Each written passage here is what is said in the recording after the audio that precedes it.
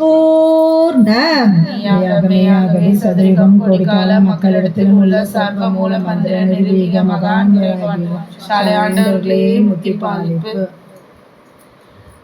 ஓதுமறை வேத நெறி உண்மையாய் ஒளி மலர் யோகியர்களார் புகழ்கின்ற மாதவ செயல் கைமீறி நாதனும் நாமம் பெற்று மண்ணிலின் போல் உள்ளோர்க்கு இறங்கி ஏதும் இல்லாத பரவெளியிலே ஒளிவில் ஓடுங் என்றெனை இருத்திய சுத்த வேத முடிவான நீதி போதும் இதென்றோது மட்டும் கூட்டுங்குரு சாலை ஆண்டவா என்று மூக்குக்கு வெளியே மூச்சு ஓடாத அவனுடைய ஊன் உறக்கமற்ற நமது குலதெய்வம் பிரம்ம பிரகாச மெய்வழிச்சாலை ஆண்டவர்களை தோத்தரித்து வணங்கி மற்றும் இங்கு கூடியிருக்கும் உங்கள் அத்தனை பேருக்கும் என் நமஸ்காரத்தை தெரிவித்துக் கொள்கிறேன். இப்பதான் போன வாரம் தான் நம்ம எல்லாம் போயிட்டு மெய்வழிச்சாலையில பொங்கல் எல்லாம் கொண்டாடிட்டு வந்தோம். போன ஞாயிற்றுக்கிழமை தான் கிளம்பணும் அங்கிருந்து. நம்மளுக்கு ரொம்ப சீரும் சிறப்பமாக அந்த பொங்கல் விழா நடந்தேறியது. தெய்வத்தோட தனிப்பெரும் கருணை. திரு அவதார காட்சிக்கு முன்னாடி நாள்லாம் நம்மளை வந்து பொங்கல் வந்து அது கேஸ் பொங்கலாக ஆகிடுமோ அப்படின்னு சொல்லி அடுப்பில் பொங்கி கொண்டு வந்துருங்க, கேஸில் பொங்கி கொண்டு வந்துருங்க அப்படின்னு சொல்லிடுவாங்களோ அப்படின்னு சொல்லிட்டு ஒரு மன சஞ்சலம் இருந்தது, அச்சம் இருந்தது. ஆனால் தெய்வ கருணை கொடை பிடிச்ச மாதிரி பிடிச்சி வெயில் வர வச்சு உலர்த்தி மண்ணெல்லாம் நம்மளுக்கு அடுப்பெடுத்து கோலம் போட்டு அத்தனை ஒரு சீரும் சிறப்பமாக அந்த பொங்கல் நம்ம கொண்டாடணும்னா அது தெய்வத்தோட தனிப்பெரும் கருணை தவிர வேற ஒன்றும் இல்லை. அதை நம்ம தெய்வத்துக்கு இந்த நேரத்தில் நன்றி கூற கடமைப்பட்டிருக்கோம். நன்றி கூறி நம் பிரம்மோதய மெய்வழிச்சாலை ஆண்டவர்கள் மாதாந்திர சபை 50வது மாதாந்திர சபையில் தெய்வத்துக்கு நன்றி கலந்த நமஸ்காரத்தை தெரிவித்துக் கொள்கிறோம். அடுத்ததாக என்னென்னா ஒரு சிறப்பு, நம்ம நிறைய பொங்கல் கொண்டாடி இருக்கோம். ஆனால் இந்த டைம் இன்னைக்கு என்ன மனசில் பட்டது அப்படின்னு சொன்னால், இந்த செல்வ பொங்கல்லாம் பார்க்குறச்சு கொஞ்சம் ரொம்ப டிசிப்ளின்டாக இருந்த மாதிரி இருந்துச்சு. யூஸ்வலாக நம்ம பார்ப்போம், அங்கே நிகழ்ச்சிகள்லாம் பார்க்குறச்ச ஒரு தள்ளு முள் இருக்கும், கூட்டம் இருக்கும், அப்படியே சுற்றி அப்படியே தள்ளிட்டு அது மாதிரிலாம் இல்லாமல் அத்தனை கூட்டம் இருந்தது. நிறைய பேர் இருந்தாலுமே வந்து அழகாக நிறைய பேர் உட்காந்துட்டு இருந்தாங்க. நம்ம கூட கும்மி அடிக்க போக முடியுமோ இத்தனை கூட்டத்தில் அப்படிலாம் நினச்சப்போ இல்லை, எல்லாமே வந்து ரொம்ப வெல் ஆர்கனைஸ்டாக இருந்தது. அதை நம்ம சொல்ல கடமைப்பட்டிருக்கோம் இந்த நேரத்தில். அது மட்டும் இல்லாமல் ஒரு சின்ன விஷயம்தான் இது. அந்த செல்வ பொங்கல் அமுது கொடுக்குறச்சே எல்லாருக்கும் ஒரு ஸ்பூன் கொடுத்தாங்க, அந்த மட்டை. அது வந்து இது என்ன பெரிய விஷயம், இதில் சபையில் சொல்கிற அளவுக்கு என்ன பெரிய விஷயம்னா அது இல்லை. எல்லாருமே வந்து புது ட்ரெஸ் எல்லாம் போட்டுட்டு குழந்தைங்கள்லாம் அப்படி இருக்கிறச்ச அதை சாப்பிட்டுட்டு என்ன பண்ணுறது அப்படின்னு தெரியாமல் முடிக்கிற அந்த ஒரு எண்ணமே தோணாமல் அழகாக எல்லாருக்குமே ஒரு ஸ்பூன் கொடுத்து அதனால தான் சொன்னேன், அது ஒரு வெல் ஆர்கனைஸ்டு அந்த செல்வ பொங்கல் நிகழ்ச்சி ஆகட்டும் எல்லாமே ரொம்ப நல்லா இருந்தது. அதை நம்ம இங்கே நம்ம சபையில் மூலமாக இந்த பாராட்டு அப்படிங்கிறதுல நம்மளுக்கு வந்து நல்ல விஷயங்கள் நம்ம சொன்னால் அது மேலும் மேலும் எல்லா மனசும் ஏங்கி கிடக்கிறது ஒரு பாராட்டுக்கு தானே இல்லை, அது ஒரு ஊட்டச்சத்து டானிக் மாதிரி மேலும் மேலும் அவங்க இன்னும் நிறைய செய்யறதுக்கான ஒரு ஊக்கமாக இருக்கும் அப்படிங்கிற ஒரு எண்ணம் தான், வேற ஒன்றும் இல்லை. இன்னைக்கு நம்ம வந்து என்ன பங்கிக்க போகிறோம் அப்படின்னு சொன்னால், நம்ம 50வது சபை மாதாந்திர சபை வந்துட்டோம். 49 மாதமாக பேசாதது ஒன்றும் இன்றைக்கி பேச போகிறதில்ல. 49 மாதமாக நிறைய விஷயங்கள் பேசியிருப்போம். இன்னைக்கு வந்து எனக்கு என்ன தோணுச்சு அப்படின்னு சொன்னால், நிறைய விஷயங்கள் நம்ம பேசியிருந்தாலுமே வந்து நம்ம சபையை பொறுத்த வரைக்கும், மாதாந்திர சபையை பொறுத்த வரைக்கும் 2 விஷயம்தான் நம்ம வந்து ரொம்ப ஹைலைட் பண்ணி பேசுவோம். ஒன்று வந்து தெய்வத்தோட அரும்பாடு, அடுத்தது வந்து அவர்களோட தனிப்பெரும் கருணை, அவர்கள் பட்ட பாடம் பற்றியும் அவர்களோட தனிப்பெரும் கருணை, அவர்களோட புகழ பேசுறது இந்த சபையின் நோக்கமாக நம்ம வச்சு அப்படிதான் இருக்கும். அந்த விதத்தில் பார்க்குறச்ச இந்த மாதாந்திர சபையில் நான் எடுத்த தலைப்பு என்ன அப்படின்னு சொன்னால், தவ குவியல். அது என்ன தவ குவியல்? தவம் அப்படிதானேன்னு சொன்னால், தவம் அப்படிங்கிறது எப்படி பார்க்குறேன் அப்படின்னு சொன்னால், தெய்வம் உத்தரவு பண்ணுவாங்க வாக்கியத்தில், இந்த கலிகாலத்தில் தவம் செய்ய முடியாது. அப்போ நாமெல்லாம் தவம் செய்ய முடியுமா அப்படின்னா முடியாது அப்படின்ட்டாங்க ஒரே வார்த்தை. இந்த கலிகாலம்டா, இதில் நீ தவம் தான் செய்ய முடியாது. ஆனால் தவம் அப்படிங்கிறது எது எது அப்படின்றது நம்ம உழவெல்லாம் நிறைய சொல்லி கொடுத்துருக்காங்க தெய்வம். அது என்ன அப்படின்னு சொன்னால், தெய்வம் உத்தரவு பண்ணுவாங்க, முன்பின் இல்லாத முதல்வன் சன்னதிக்கு உன்னை எத்தி வைக்கின்ற வசனங்கள் எங்கு வெளியாகின்றதோ அந்த எல்லையில் போய் நீ சேர்ந்து கொள்வதுதான் இல்ல அந்த தேவ தீர்ப்பு வசனங்களை கேட்பதுவே தவம். அப்ப நம்ம இங்க என்ன பண்ணிட்டு இருக்கோம்? தெய்வத்தோட திருவாக்கு, அவங்களோட பாடல்கள், அவங்களோட வாக்கியங்கள், அதை நம்ம இங்க பங்கிக்க போறோம். அப்போ நம்ம பண்றது இப்ப என்ன அப்படின்னா அதுதான் தவம் அப்படின்ட்டு. அப்போ தவம் இன்னொன்னு என்ன சொல்லுவாங்க அப்படின்னு சொன்னா, தவத்தை விட மேன்மையானது ஒண்ணு இருக்கு அப்படின்வாங்க தெய்வம். அது என்ன? ரட்சிப்புக்குரிய தெய்வ ரகசிய செயலே இறக்கப்பட்டிருக்கிறது, அதை வாங்கி சிந்தித்து பிறரிடம் பேசுவது அதீது உன்னத முடியாதுன்னு சொல்லுவாங்க. அப்புறம் இன்னொரு இடத்துல தெய்வ உத்தரவு பண்றாங்க, உன் சுவாசம் வெளியே ஓடாமல் மூக்களவே ஓடினால் அதுதான் தவம் அப்படின்பாங்க. சுவாசம் வெளியே ஓடக்கூடாது, மூக்களவே ஓடணும். அதுக்காக தான் நம்ம சபையில வந்திருக்கோம். சபையில நிறைய வாக்கியத்துல எவிடன்ஸும் இருக்கு நம்மளுக்கு. சபையில இருந்து தெய்வ திருப்பாடல்களோ திருவாக்கியங்களோ கேட்கிறச்ச மூக்குக்கு வெளியே மூச்சு ஓடாது, அது உள்சுடன் இருக்கும். அது மாதிரி தெய்வம் அதை இன்பில்ட் பண்ணி நம்மளுக்கு கொடுத்துருக்காங்க அப்படின்றது. அப்போ நம்ம சபையில கலந்து நம்ம சபையில பங்கிக்கிறது எல்லாம் எதுக்காகனா அது ஒரு தவச்செயல் தான் அப்படிங்கிறது. அப்போ தவம் நிறைய நமக்கு தெரிஞ்சாலும், ஆனா எனக்கு என்ன இன்ட்ரெஸ்ட், இதுலயே ஒரு ஸ்பெஷாலிட்டியா ஒன்று நான் பேசணும்னு நினைச்சதுன்னா தவ குவியல் அப்படின்னு பேசணும்னு நினைச்சேன். அது தெய்வத்துக்கிட்ட எத்தனை ஒரு தவ குவியல் இருந்தது. இப்போ தெய்வம் நம்மளை கூவி கூவி கூப்பிட்டு அள்ளி அள்ளி கொடுக்குறாங்க, ஆனா நம்ம கிட்ட தான் பாத்திரம் இல்லை, அதை கையேந்தி வாங்க மாட்டேங்கிறோம். ஏன்னா இந்த உலக பராக்கில் இந்த உலக மாயை சிக்குண்டு நம்மளுக்கு. அதுதான் ரொம்ப அழகா சொல்லுவாங்க, நீங்க தவத்தை வாங்கிட்டு போன்னு சொல்லிட்டு சிவன் வாசல் புறமா கூப்பிட்டா புழக்க பக்கமா அது என்ன சொல்லுவாங்க, பின்னாடி பழக்கம் புழக்கடை அந்த பக்கமா வரட்டி காய வச்சிருந்தேன் அந்த அம்மா. நீ போப்பா நான் அப்புறம் வர, வெயில் போச்சு, நான் என்ன பண்றது, நான் வரட்டியை திருப்பி போடணும்னு சொல்லிச்சான். அவரு கொண்டு தவ பலனை கொடுக்குறேங்கிறாங்க, பரமபத வாழ்க்கை கொடுக்குறேன்றாங்க. ஆனா நான் வெயில் போச்சுன்னா வரட்டியை திருப்பி போட முடியாது, அந்த நிலைமையில தான் நம்ம இருப்போம். அதே மாதிரி இன்னொருத்தர் கொண்டு நான் விபூதி வாங்கிக்கோ அப்படின்னு சொல்லி சிவம் சொன்னேன்னா, நான் எலியை பிடிச்சிட்டு இருக்கேன் வலையில, வாழை விட்டு அந்த எலி போயிடும், நீ என் முதுகுல தேய்ச்சிட்டு போ அப்படிங்கிறாங்களம்மா. பன்னீர் தெளிச்சா ஒருத்தர் சொல்றானம்மா, உன் முகத்தை காமி நான் பன்னீர் தெளிக்கிறேன் அப்படின்னா, எல்லா உடம்பு தானே முதுகுல தெளிச்சுட்டு போ அப்படின்ற இந்த அளவுல தான் நம்ம தன்னறிவுல சாஞ்சு நம்ம நியாயம் பேசிட்டு இருக்கோம். நம்மளுக்கு இந்த நியாயம் எல்லாம் இந்த ஜவாப்லாம் யமன் வரைச்சு நம்ம பேச முடியுமா அப்படின்னு கொஞ்சம் சிந்திக்கணும். அந்த சிந்தனைக்கு தான் நம்ம இங்க சபையில நாம எல்லாம் கூடியிருக்கிறோம், வேற ஒண்ணுக்காகவும் இல்லை அப்படிங்கிறது. இன்னைக்கு என்னோட இன்ட்ரெஸ்ட் அந்த டாபிக்லயே நான் ஒரு விஷயம் எனக்கு ரொம்ப ரொம்ப சொல்லணும். என்னன்னா, இப்போ தவம் அப்படின்னு சொல்லி இதை நிறைய பேர் பேசியிருக்கலாம், பங்கிருக்கலாம். என்னன்னா நம்ம எல்லாம் பிச்சைக்காரங்க தான். நான் இதை ரொம்ப மகிழ்வோடவே சொல்றேன். ஏன்னா தெய்வத்துக்கிட்ட பிச்சைக்காரங்களா இருந்தா வெளியே நம்ம செல்வந்தர்களா இருக்கலாம், தெய்வத்துக்கிட்ட நம்ம அடங்கி இருந்தா நம்ம வெளியே நம்ம தலை உயர்த்தி இருக்கலாம் அப்படிங்கிறது நம்ம அனுபவ உண்மை. அது நாம எல்லாமே பிச்சைக்காரங்க தான். என்ன நீ பெரிய பிச்சைக்காரன், நான் சின்ன பிச்சைக்காரன், நீ சர்வீஸ் ஆன பிச்சைக்காரன், நான் பிராக்டிஸ் பிச்சைக்காரன், அப்படி வேணா இருக்கலாமே தவிர்த்து மற்ற எல்லாமே தெய்வத்தோட திருவாக்கை எடுத்துதான் நம்ம பங்கிக்கிறோம். அப்படிதானே? இன்னொன்று என்னன்னா, இன்னொரு விஷயம் நான் இங்க பதிவு செய்ய கடமைப்பட்டிருக்கேன். அது என்ன அப்படின்னு சொன்னா, தெய்வம் உத்தரவு பண்ணுவாங்க, நீங்க பேசுங்க, நீங்க பேசினாதான் அதுல இருக்க தவறை நான் திருத்த முடியும் அப்படின்னு சொல்லுவாங்க. அதுதான் அம்மா ஒரு பட்டு சேலை கட்டிட்டு இருந்தாங்க, குழந்தைக்கு வயிறு மப்பபா இருந்தது, குழந்தை மலம் கழிச்சிடும். அந்த அம்மா வருத்தப்படுவாங்களா சந்தோஷப்படுவாங்களான்னு கேட்பாங்க. அந்த அம்மா சந்தோஷம் தான் படுவாங்க. பட்டு போடவே அழுக்காயிடுச்சுன்றது வேற விஷயம், ஆனா குழந்தைக்கு மப்பு சரியாயிடுச்சுன்னு. அது மாதிரி நம்ம மனசுலயே வச்சுட்டு இருக்காம அதை பேசினாதான் இறைவன் அதை நம்ம தவறா பேசினா கூட இறைவன் அதை மன்னிச்சு அவங்க அதை சரி பண்றாங்க. அதுக்கு ஒரு வாய்ப்பு நம்ம கிடைக்கிறது பேசினாதான். இப்போ இறைவன் தான் இப்போ இல்லையே, இறைவன் தூர தலைவில் இல்லையா, அவர் எப்படி சரி பண்ணுவார்னா யார் மூலமாச்சும் சரி பண்ணுவாங்க. அவங்க அருபத்தில் இருந்தாலும் இல்லை இப்படி சொல்லக்கூடாது அப்படி சொல்லக்கூடாதுன்ட்டு.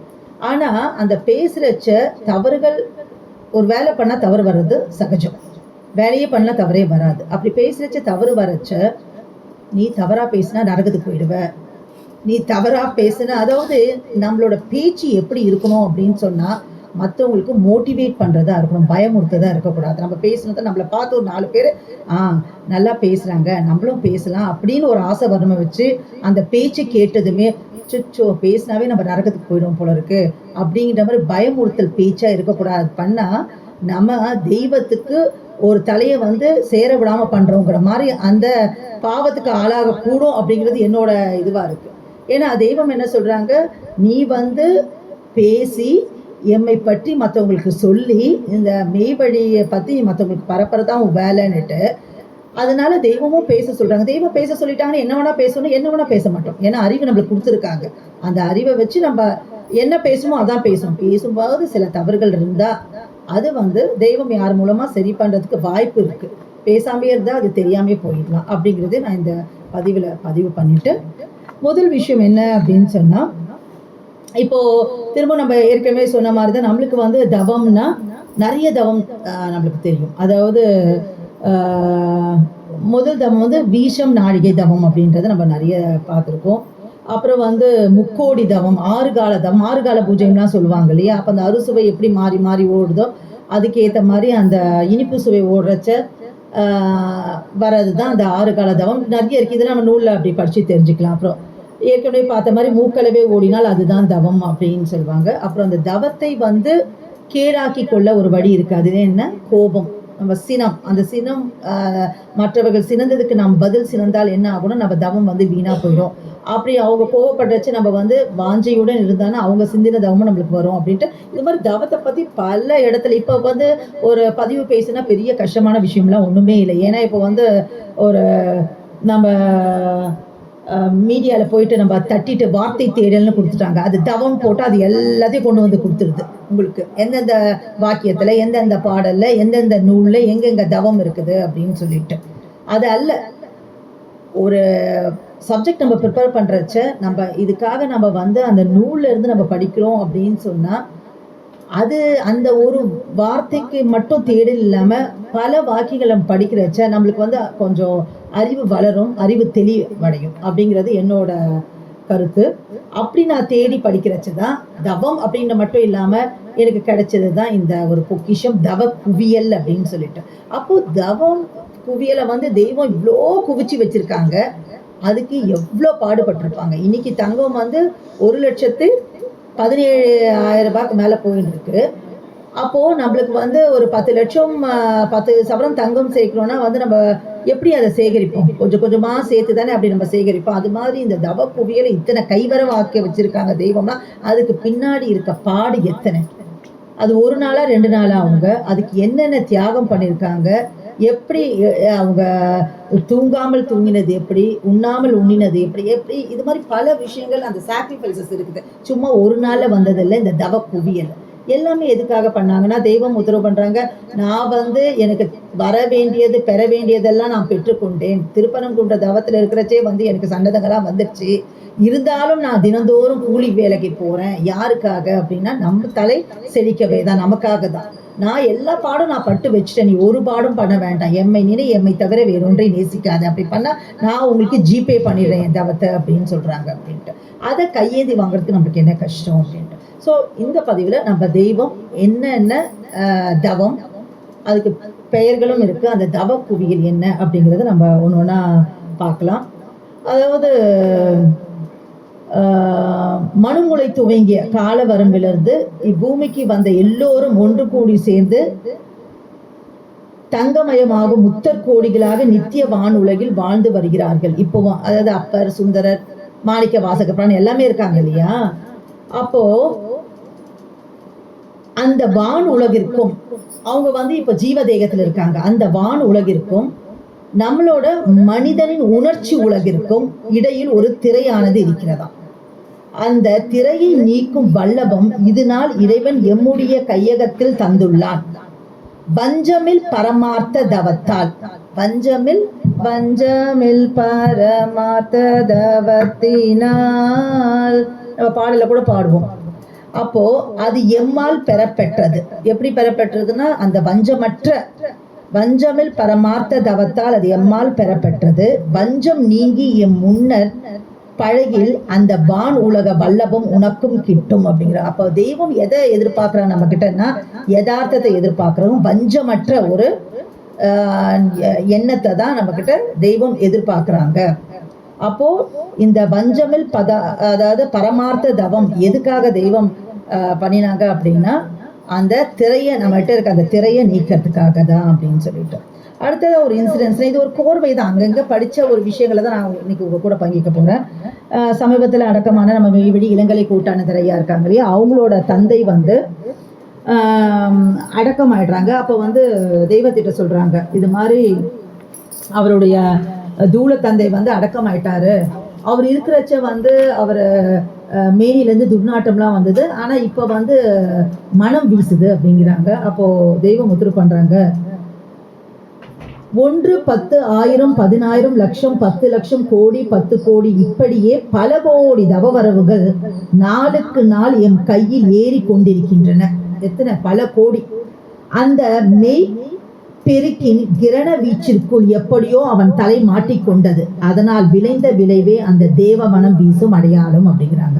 அப்போ ஒரு பிம்பத்துக்கு ஒரு தேவ மனம் கொடுக்கணும்னா அது எப்படி நம்ம சென்ட் போட்ட வரமிக்க முடியும்? இன்னைக்கு வெளி உலகத்துல வந்து பன்னீர் தெளிக்கிறாங்க, சந்தனம் போடுறாங்க, ஊதுபத்தி மனமனமா ஏற்றி வைக்கிறாங்க. எதுக்காக? அந்த நாத்தம் வரவங்களுக்கு தெரிஞ்சிடக்கூடாதே அப்படிங்கிறதுக்காக. அப்போ ஒரு பிம்பத்து கிட்ட இருந்து ஒரு தேவ மனம் வீசுதுன்னா அது எப்படி சாதாரணமா வீசக்கூடும்? அதுக்கு தெய்வம் எத்தனை ஒரு தவ வரவை போட்டு அதை கொடுக்குறாங்க அப்படிங்கிறது இது மூலமா நம்மளுக்கு நல்லா தெரியுது.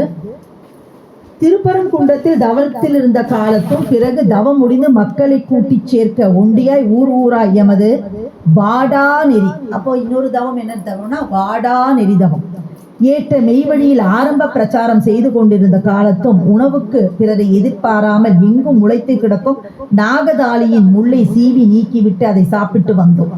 அப்போ நமக்கு வந்து என்ன பண்றோம், இப்போ நம்மளாம் என்ன பேசுறோம் அப்படின்னா இந்த ஃபுட் எக்ஸ்ப்ளோராமா, ஃபுட் எக்ஸ்ப்ளோர் A2Bல என்ன சாப்பிட்டா நல்லா இருக்கும்? A2Bல வந்து மசால் தோசைங்கிறோம். அப்புறம் அது நம்ம ஒரு இடத்துல இது சாப்பிட்டா நல்லா இருக்கும். நம்மளுக்கு ரசகுல்லா சாப்பிட்னா ஒரு இம்பாலால போயிட்டு இம்பாலா அந்த சீஸ் பால் சாப்பிடணும்னா அதுக்கு ஒரு இடம் போகணும், இப்படிலாம் இருக்கும். ஆனால் தெய்வம் வந்து அவங்களுக்காக நமக்காக பாடுபட்டு நாகதாளி சீவி அந்த கத்திய பிறை வடிவமாக ஆயிடுச்சுன்னா அப்போ எத்தனை சீவி இருப்பாங்க, அப்போ எத்தனை நாள் அதை உண்டிருப்பாங்கன்றதை நம்ம கொஞ்சம் சிந்திச்சு பார்க்கணும். அதுக்காக தான் இந்த சபை. அப்படி அதை சீவி கத்தி பிறை வடிவாக தேய்ந்து போய் விட்டது. இப்போது எமக்கு வயது 114 ஆகிறது. இந்த வாக்கியத்தை உத்தரவு பண்றச்ச தெய்வத்துக்கு 114 வயசு.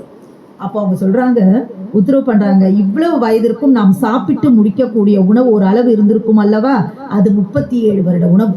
114 வயசு ஆகிறப்ப 37 வருஷம் உணவு தான் பசியாரி இருக்காங்க தெய்வம். இப்போ நமக்கெல்லாம் ஒரு வயதுன்னா நம்ம டபுள் மடங்காக சாப்பிட்டுருப்போம் இது வரைக்கும். ஏன்னா காலையில் மதியானம் பிரஞ்சு, லஞ்சு, சாயங்காலம் டிஃபனு, நைட்டு டின்னரு, ஸ்நாக்ஸுன்னு சாப்பிட்டுட்டு இருக்கோம். ஆனால் 114 வயசுல 37 வருட உணவு தான். அப்போ மற்ற நேரத்தை என்ன பண்ணாங்க தெய்வம் அப்படின்னு சொன்னால், தெய்வம் உத்தரவு பண்ணுறாங்க, மீதி உணவு சாப்பிட்டு முடிக்கும் கால வயதை தவ வரவுக்காக செலவு செய்து இஜகம் உய்விக்கும் எமது மெய்மை நீதி அருள்பாலிப்பு வேலைக்கென்றே தங்கிரயம் செய்து வைத்திருக்கிறோம் அப்படிங்கிறாங்க.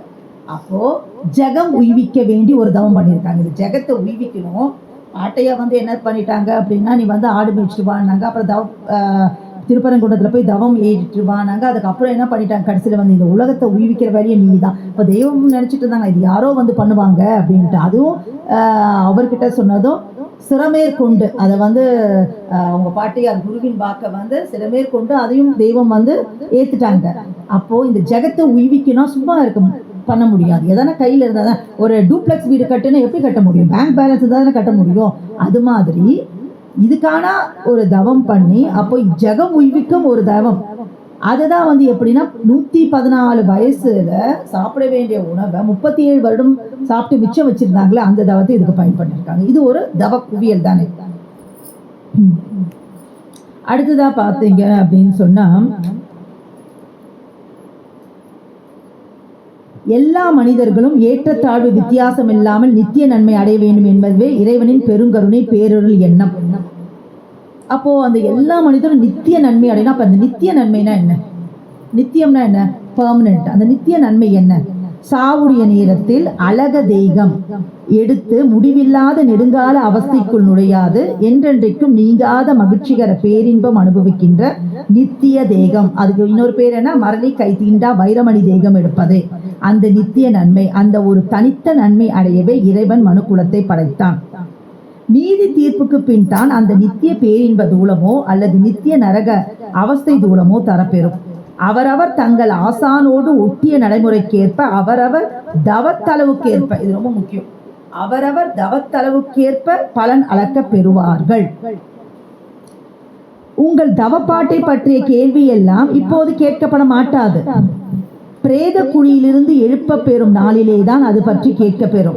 அந்த இறுதி நீதி தீர்ப்பு நேரத்தில் இந்த உலகத்தில் உள்ளது போல் ஒளிப்பு மறைப்போ ஏழை பணக்காரன் என்ற ஏற்ற இறக்கமோ முகதாட்சணியமோ எல்லளவும் இருக்காது. அவனவன் நன்மை தீமையானது மகா திட்டவட்டமாக பாரபட்சம் இல்லாமல் நிறுவை செய்ய பெறும். அந்த உருக்குமுக சோதனையில் தப்பிக்கிறது என்றால் அது அவனவன் இப்போது தன் ஆசானிடம் ஒட்டி இருக்கும் உண்மையான அன்பினாலேயே அன்றி வேறு எதனாலும் ஆகாது அப்படின்னு யார் சொல்றா? நீதி உருவாய் நிறைந்தொழில் தெய்வமாகிய சாலை ஆண்டவர்கள் திருவாய் மலர்ந்தருளினார்கள். அப்போ இதுல இருந்து நம்ம என்ன எடுத்துக்கணும் அப்படின்னு சொன்னா, அதாவது சத்திய நடக்கை, உண்மையான நடக்கை நம்ம தெய்வத்துக்கிட்ட எந்த அளவுக்கு நம்ம ஒட்டி இருக்கணுமோ, அது வாயளவு இருக்கக்கூடாது, உள்ளத்தளவில் இருக்கணும், நினைவளவில் இருக்கணும். நம்மளுக்கு நான் தெய்வத்தை, நான் மெய்வெளிச்சாலை 200% நான் நம்பிக்கை வச்சிருக்கேன் அப்படின்னு பேசினா மட்டும் போகாது, அதுக்கான பாடு இருக்கணும், அது செயல் வடிவில் வரணும். உடனே சொல்லிட்டாங்க, நீ உன் தவம் தவத்துக்கு ஏற்பதான் உனக்கு பயன் அளக்க பெறும் சொல்லிட்டு அடுத்ததே நம்மளுக்கு ஒரு காஷன் கொடுக்குறாங்க தெய்வம். கலிகாலத்தில் நீ தவம் செய்ய முடியாது அப்படிங்கிறாங்க. ஏன் தவத்தளவுக்கு தான் எனக்கு அங்கே பலன் சொல்றாங்க. அப்போ கலிகாலத்தில் தவம் செய்ய முடியாதுன்னா அப்போ தவ பலன் எப்படி வரும் நம்மளுக்கு? ஒரு நிஜமான தெய்வ சன்னதம் பெற்ற குரு முன்பாக இருந்து வருவதாலேயே உன் தவம் விருத்தியாகும். அப்போ தெய்வம் முன்பாக இருக்கணும். உடனே தெய்வம் தான் இப்ப இல்லையே, திரும்ப திரும்ப அதே ஆரம்பிக்க கூடாது. நமக்கு தெய்வம் அரூபத்தில் இருக்காங்க, கன்னி விராட் தவத்தில் இருக்காங்க. அவங்க ஒவ்வொரு விஷயத்தையும் நம்ம கூட இருந்து நம்ம நினைவுல தான் இருக்காங்க. நாம் எங்க இருக்கிறோம்? நினைவில் அல்லவா ஆசனம் விட்டு இருக்கிறோம் அப்படிங்கிறாங்க. அப்போ அந்த அச்சம் இருக்கணும், நம்ம நினைவுல தான் இருக்காங்க தெய்வம் அப்படிங்கிற அச்சத்தோட நம்ம நடக்கணும்.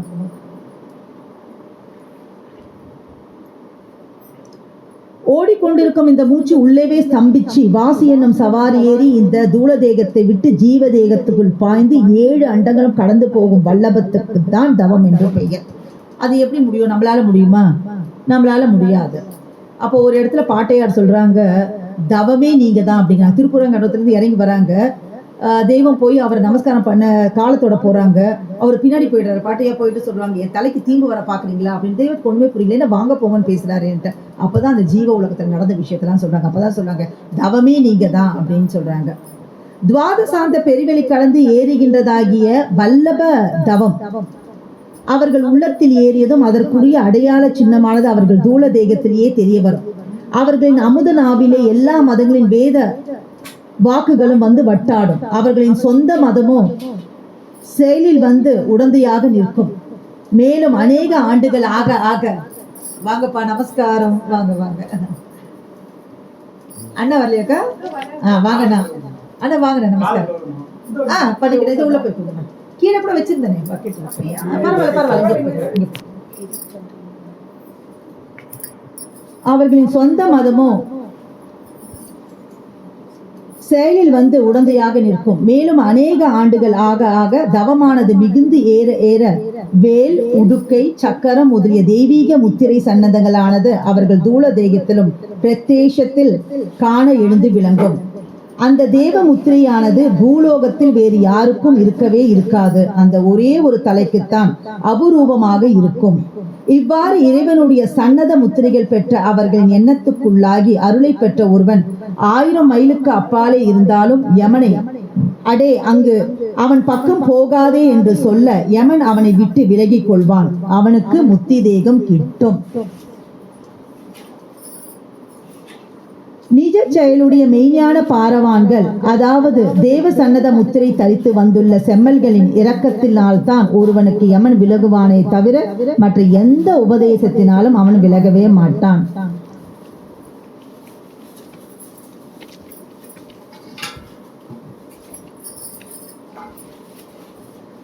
தர வல்லவர்கள் யார், அவர்களுடைய லட்சணம் என்ன அப்படின்னு தெய்வம் நம்மளுக்கு ஒரு கேள்வியை கேட்குறாங்க. மனு ஈசனாக வந்திருக்கிற அவர்களுக்கு இறைவனுடைய சன்னத முத்திரை கட்டாயம் இருக்கும். யாருக்கு முக்தி தராங்க நமக்கு அப்படின்னு சொன்னா அவங்களுக்கு அந்த சன்னத முத்திரை இருக்கணும். வேறு யாருக்கும் அவை இருக்கவே இருக்காது. இப்படி திட்டமாக அறிந்துள்ள மக்களை போலிகள் ஏமாற்ற முடியுமா? முடியாது. அவர்களை பிரட்டி பேசி ஜெயிக்க முடியுமா? முடியாது. இப்போ நம்ம வந்து வாடாதவம் பார்த்தோம், எத்தனையோ வகையான தவம் பார்த்தோம். அது அடுத்தது வந்து மூச்சோடாதவம். மூச்சோடாதவம் என்றால் சும்மாவா? தவோ மேதைகளுக்குத்தான் யமன் வல்லபத்தை மாற்ற முடியும். ஊன் இச்சை உறக்கம் அவ்வளவையும் தனக்கு சத்ராது என்று மாத்தி செத்தாலும் சரி என்று ஒரு முனைப்போடு காலகாலம் நின்றார்களே, அந்த சிங்கங்களுக்குத்தான் அது முடியும். மூச்சோடா தவம் என்றால் சும்மாவா? தவமேருவாகிய செம்மல்களின் கருணையாக இரக்கம் உன் மீது பாய வேணும். அதுதான் உனக்கு முத்தி நல்கும். தவத்தின் மேம்பாட்டினால் என் கையில் தனித்த அதிகாரம் படைக்க பெற்றது. முன் வந்த செம்மல்கள் ஒவ்வொருவருக்கும் ஒரு தவமேருவே ஆனாலும் அவர்களில் யாராவது 70 வருடம் வாடாதவம். அப்போ அந்த வாடாதவம்னா 70 வருடம் வாடாதவம் செய்தார்களா? எல்லோருமாக சேர்ந்து அந்த பாட்டையும் தலையில் கட்டி விட்டார்கள். எம்முடைய ஓயாதவத்தின் பலனாகத்தான் உடல் பொருள் ஆவி மூன்றையும் தத்தம் பண்ணி பெற வேண்டும் என்று காலாகாலமெல்லாம் இருந்த அந்த கண்டிப்பான சட்டத்தை நாம் மாற்றி உங்கள் எல்லோருக்கும் இந்த மெய்மை ஜீவ ரட்சிப்பு பரிசை இவ்வளவு எளிதாக வழங்கி வருகிறோம். அறுப்பு காலம் முடிந்து விட்டதே, இனி அறுப்பு காலம் வராதே, அடுத்த உலகுக்கு வித்து வேண்டுமே என்றுதான் எம் கைக்கு கிடைத்ததை எல்லாம் வாரி சேர்க்கிறோம். திட்டமாக இந்த மீட்பு நீதி செயலில் நமக்கு ஓய்வே கிடையாது. அப்போ தெய்வத்தோட ஓயாதவம், வாடாதவம் பார்த்தோம். அடுத்தது ஓயாதவம். அந்த ஓயாதவத்துல என்ன பண்றாங்க தெய்வம் அப்படின்னு சொன்னா, இந்த வித்து எடுக்க வந்தாங்க. எதுக்குன்னு சொன்னா அந்த நித்திய உலகத்துக்கு நம்மளுக்கு வித்து எடுக்கணும் அப்படின்னு சொல்லிட்டு வந்தாங்க. அதுதான் நம்ம ஏற்கனவே பார்த்த மாதிரி தெய்வம் வந்து திருப்பரங்குன்றத்துலேருந்து வந்த அப்பவே அவங்களுக்கு சன்னதங்கள்லாம் வந்துருச்சு, எல்லா தவமும் வந்துருச்சு. இருந்தா கூட ஓயாது நம்ம தவம் ஏன் அப்படி செய்தாங்க அப்படின்னா, நம்ம தலைகள் எல்லாம் மீட்டதுக்காக தான் அத்தனை ஒரு தவம் அவங்க செய்தாங்க. அறுப்பு காலம் வராது, இந்த காலம் முடிந்து விட்டது. அதுதான் ஒரு வார்த்தை நாம் இப்ப கூட காலையில் நம்ம பண்ணிட்டு இருந்தோம். மன்னிப்பு வாசல் அடைக்க பெற போகிறது. அடைச்சாச்சா அடைக்க பெற போகிறதா? அடைச்சாச்சா போகிறது. அடைச்சாச்சா? நிறைய பேர் என்ன நினைக்கிறாங்கன்னா, தெய்வம் இப்ப தூரத்துல இல்லையே, அவங்க அதனால வந்து இனிமே வந்து எங்க மன்னிப்புலாம் பண்ண முடியும். முன்காலத்துல வந்து தெய்வம் ரூபத்துல இருக்கிறச்ச வந்து எதனா வந்து இப்போ ஒரு தீட்டு வீட்டுக்கு போயிட்டு வந்தாலும் உடனே தெய்வம் வந்து பிராயச்சித்தம் பண்ணுவாங்க. பிராயச்சித்தம் பண்ணிட்டு வந்து தீர்த்தம் போட்டுட்டு அதுக்கான வச்சிருப்பாங்க. கொடி மரத்துல போய் நில்லுங்க. சில நேரத்துல வந்து சாணி சட்டியை கூட போட்டு அதெல்லாம் பண்ணியிருப்பாங்க. இப்போ தெய்வம் வந்து ரூபத்துல இல்லை, நம்மளுக்கு எப்படி அறந்துச்சு அப்படி இல்லை. தெய்வம் வந்து இது வரைக்கும் நம்மளுக்கு இருக்கிறது கருணை தெய்வம் கொண்டு இருக்காங்க. அதனால இப்ப நம்ம என்ன பண்ணாலும் அருவத்துல கன்னிவிரார்த்தவத்துல இருந்து நம்மளுக்கு அந்த மன்னிப்பு தராங்க. நீதி தெய்வம்னு ஒண்ணு எடுக்க போறாங்க. அது அந்த மாண்ட மனுவனைத்தும் மண்ணிலிருந்து எழுப்பி தீப்பினில் ஏற்றி சொர்க்க நரகண்டு கொடுக்க. அப்போ அந்த நீதி தேர்க்கும் அந்த தராசுல நீ கொண்டு போற பாவம் புண்ணியம் ரெண்டும் வைக்க போறாங்க. அந்த முள்ளு எங்க நகருதோ அந்த பக்கம் தான். அங்க போயிட்டு தெய்வம் எனக்கு ரொம்ப தெரியும், நான் டெய்லி வணக்கம் பண்ணியிருக்கேன், நான் எல்லா சபையிலும் கலந்துட்டு இருக்கேன் நான், அதனால தெய்வம் என்ன காப்பாத்திருவாங்க அப்படின்னு நடக்காது. ஏன்னா தெய்வமே வந்து நீதி தெய்வம். அவங்க அந்த நீதிக்கு கட்டுப்பட்டு தான் இருப்பாங்க. அங்க இதெல்லாம் வந்து தனிப்பெரும் கருணை தெய்வத்துக்கு இருக்குது அப்படின்றது கருணை தெய்வத்துல. சரி, கருணை தெய்வத்துல எல்லாமே பண்ணி கொடுப்பாங்க நமக்காக. அதுக்காக தான் வந்து நம்மளோட இது பாவ மன்னிப்பு வச்சிருக்க, பாவ விமோச்சனம். சரி நீ பண்றதெல்லாம் பண்ணிட்டா வருஷத்துக்கு ஒரு தரம் வந்து பண்ணிட்டாங்க. அந்த எல்லையில இது செல்லுபடி ஆகாது. அந்த நீதி தெய்வம் எடுத்த அப்புறம் அது செல்லுபடி ஆகாது. அதனால நம்ம வந்து என்ன பண்ணணும், அந்த பாவ மன்னிப்பு கூட வந்து இனி செய்ய மீள மாட்டோம்னு இந்த வருஷம் நான் பாவ மன்னிப்பு வாங்கிட்டு திரும்ப போய் அதே பாவத்தை பண்ணி அடுத்த வருஷம் போய் கேட்டா அதுக்கு டபுள் தண்டனை அப்படின்றதும் நம்ம சொல்லிடுறாங்க. தெய்வம் உத்தரவு பண்றாங்க. தெய்வம் மட்டும்தான் வந்து கோடி கடந்த விராட் குருவே. நம்ம பாடுறோம்ல, கோடி கடந்த விராட் குருவே, விராட் குருவே, கோளரி வாளோடன் முன்னடவாய். அப்போ ஏன்னா அவங்க 4 கோடி கண்டவர்கள் அப்படிங்கிறாங்க. என்னன்னா 1 கோடி அதெல்லாம் வந்து எப்படின்னா, இப்ப நீங்க வந்து என்ன கிளாஸ்ல எப்படி சொல்லுவாங்கம்மா, ஃபர்ஸ்ட் ரேங்க், செகண்ட் ரேங்க் அப்படின்னு சொல்லுவாங்க இல்லையா, grade, A grade, B grade. அது மாதிரி 1 கோடி அந்த எல்லை போனாமே அவங்களுக்கு சன்னதங்கள்லாம் வந்துருந்தாமா. அப்போ தெய்வ திருப்பரங்குன்றம் வச்சு நமக்கு சன்னதங்கள்லாம் வந்துச்சு. ஆனா 4 கோடி கண்ட விராட் குருவே அப்படிங்கிற தெய்வம் முதலில் 1 கோடி கண்டதும் தேவ சன்னதங்கள் பெறுவார்கள். அப்புறம் 2 கோடி, 3 கோடி, 4 கோடி என்று ஏறுவார்கள். அது என்ன ஈடு இணையற்ற ஏற்றமாய் இருக்கும். கோடி என்பதெல்லாம் பிரம்மரந்திர எல்லையில் உள்ள வெவ்வேறு தலங்கள். கோடினது நம்ம கோடி அப்படியே கண்ணுக்கு வரக்கூடாது நம்மளுக்கு. அந்த ஒரு எல்லைகள் அதெல்லாம், அத தவ எல்லைகள் அதெல்லாம். சோ நம்ம தெய்வம் வந்து இது வரைக்கும் யாரும் ஏறாத எல்லையெல்லாம் நம்ம ஏறி இருக்காங்க. அழியா திருப்பாதத்துக்குள்ளே உள்ள தமர்கள். இன்னைக்கு என்னோட தலைப்பு வந்து தவ குவியல் இருக்கு. அதை பத்தி தெய்வத்தோட தவ குவியல் அதை பத்தி நம்ம பேசிட்டு இருக்கோம். சென்ற 72 ஆண்டுகளாக இடைவிடாமல் ஒரே முழு முனைப்போடு தவப்பாடுற்று வருகிறோம். இப்படி தவம் செய்தவர்கள் யாராவது உண்டா? இல்லை. பாட்டுக்கு தகுந்த கூலி உள்ளல்லவா. ஒரு இடத்துல தெய்வம் நம்மளுக்கு உத்தரவு பண்ணுவாங்க. காலையில இருந்து சாயங்காலம் வரைக்கும் பூ பறிச்சாங்க. சாயங்காலம் வந்து 5 மணிக்கு வந்து பூ பறிச்சாங்க. பூ பறிச்சவங்களுக்கு எல்லாம் சாப்பாடுனா எல்லாருக்கும் ஒண்ணு சாப்பாடுவாங்க. அது வேற. இங்க வந்து நம்ம அதை கன்ஃபியூஸ் பண்ணிக்கிறோம். இங்க என்ன உத்தரவு பண்றாங்கன்னா, அது தனிப்பெரும் கருணை. அது இங்க வந்து என்ன உத்தரவு பண்றாங்கன்னா, அதாவது இப்படி தவம் செய்தால் யாராவது உண்டா, பாட்டுக்கு தகுந்த கூலின்னு ஒண்ணு இருக்குது இல்ல. எக்ஸாம் எல்லாம் எழுதுறாங்க, தம்பி எழுதுறாங்க, அண்ணாவை எழுதுறாங்க. ஒருத்தர் 50 மார்க், ஒருத்தர் 70 மார்க், ஒருத்தர் 80 மார்க். ஆனா பாஸ், எல்லாம் பாஸ் தான். பூ பறிச்சவங்களுக்கு சாப்பாடுனா எல்லாருக்கும் சாப்பாடுதான், பாஸ். ஆனா அதுல டிஸ்டிங்ஷன் ஒன்று இருக்குது, ஹானர்னு ஒன்று இருக்குது, ஃபர்ஸ்ட் கிளாஸ் ஒன்று இருக்கு, செகண்ட் கிளாஸ் ஒன்று இருக்கு. அது அப்படி வச்சாதானே அதுக்கு ஒரு மரியாதை இருக்கும். இல்லை எல்லாம் பாஸ் ஆயிட்டாங்கன்னு சொன்னா உழைப்புக்கு பலன் இல்லை. அது மாதிரிதான் தெய்வம் உத்தரவு பண்றாங்க. பொழுதுக்கும் உழுகிறவருக்கும் ஒரு நாழிகை உழுகிறவருக்கும் கூலி ஒன்றா. கொஞ்சம் கொஞ்சமாக கூலியாக இருந்தாலும் கூட இந்நெடுங்கால தவ வரவு என்ன பரப்புடையதாய் திமுதிமுத்து நிற்க வேணும். அதன் பார பரப்பை எம்மாலேயே அளக்க முடியவில்லை. இன்றைக்கு நாம் ஏறி நிற்கும் தவாதிக்க முகட்டிலிருந்து பார்க்கும் போது தெய்வம் எத்தனை எல்லை வரைக்கும். இப்ப நீங்க எத்தனை படி ஏறி வந்தீங்கன்னா இங்க இருந்து நீ பாக்க வச்சு எத்தனை படி ஏறி வந்திருக்க உங்களால திரும்பி பார்க்க முடியுது இல்லையா. அதே மாதிரி அவங்க பாக்குறாங்க, நம்ம எத்தனை தவாதிக்க எல்லையில ஏறி வந்தோம் அப்படின்னு சொல்லிட்டு பார்க்கும் போது அன்று நாம் எழுதிய மானியமும் தேடு கூடவும் நமக்கெல்லாம் அதுல ஒரு வார்த்தை படிக்கிறது கூட அவ்வளவு இருக்கு. ஆனா தெய்வம் சொல்றாங்க, நான் வந்து இன்னைக்கு அத்தனை கோடி கடந்து அங்க போய் நான் நிக்கிறேன். அப்படி இருக்கிறச்ச நான் எழுதுனதை பாக்குறச்சே வந்து எனக்கு அவ்வளோ சுவைக்கல அப்படின்னு தெய்வம் உத்தரவு பண்றாங்க. ஆனா அது நமக்கு வந்து எப்படி சுவைக்குது, நமக்கு தேனா சுவைக்குது. மானியம் தேடு கூடவும் அவ்வளவு சுவை வைத்து எழுத பெறவில்லை என்று எமக்கு தோன்றுகிறது. ஏன்னா அது எழுதின நேரத்துல இருந்து தவ விளைவு விளைஞ்சிட்டே இருக்கு. தெய்வத்துக்கிட்ட தவ குவியல்கள் குவிஞ்சிட்டே இருக்குது. எல்லாம் எதுக்காக? அதை வச்சு அவங்க என்ன பண்ண போறாங்க? ஒண்ணுமே இல்லை. அவங்களுக்கு கிடைக்க வேண்டியதெல்லாம் கிடைஞ்சிருச்சு. நம்ம தலை சிரிக்கிறதுக்காக இன்னைக்கும் நான் கூலி வேலைக்கு போறேன்டா அப்படிங்கிறாங்க தெய்வம். ஆனால் அவை உங்களுக்கு மிக பிரமாதமான அறிவிப்பிழம்பாக இருக்கிறது.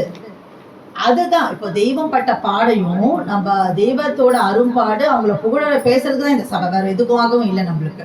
அவங்க வந்து அவ்வளோ கோடி கோடியா நமக்கு சேர்த்து வச்சு ஃப்ரீயா ஜிபே பண்ணிட்டு இருக்காங்களே, அது நன்றி அப்படின்னு சொல்றதுக்காக ஒரு மாதாந்திர சபை, வார சபை கூடி நம்ம நன்றியை நம்ம தெய்வத்துக்கு தெரிவிக்கணும். இப்போ தவ குவியல் அப்படின்னு பார்த்தா இப்ப நிறைய விஷயங்கள் இருக்கும். அதுல ஒண்ணு வந்து என்னன்னா ஆங்கிரச கோத்திரம் அப்படின்னு சொல்லிட்டு ஒரு தெய்வம் வந்து கை போட்டாங்க. அது எப்ப கை போட்டாங்கன்னா 1967 28/9.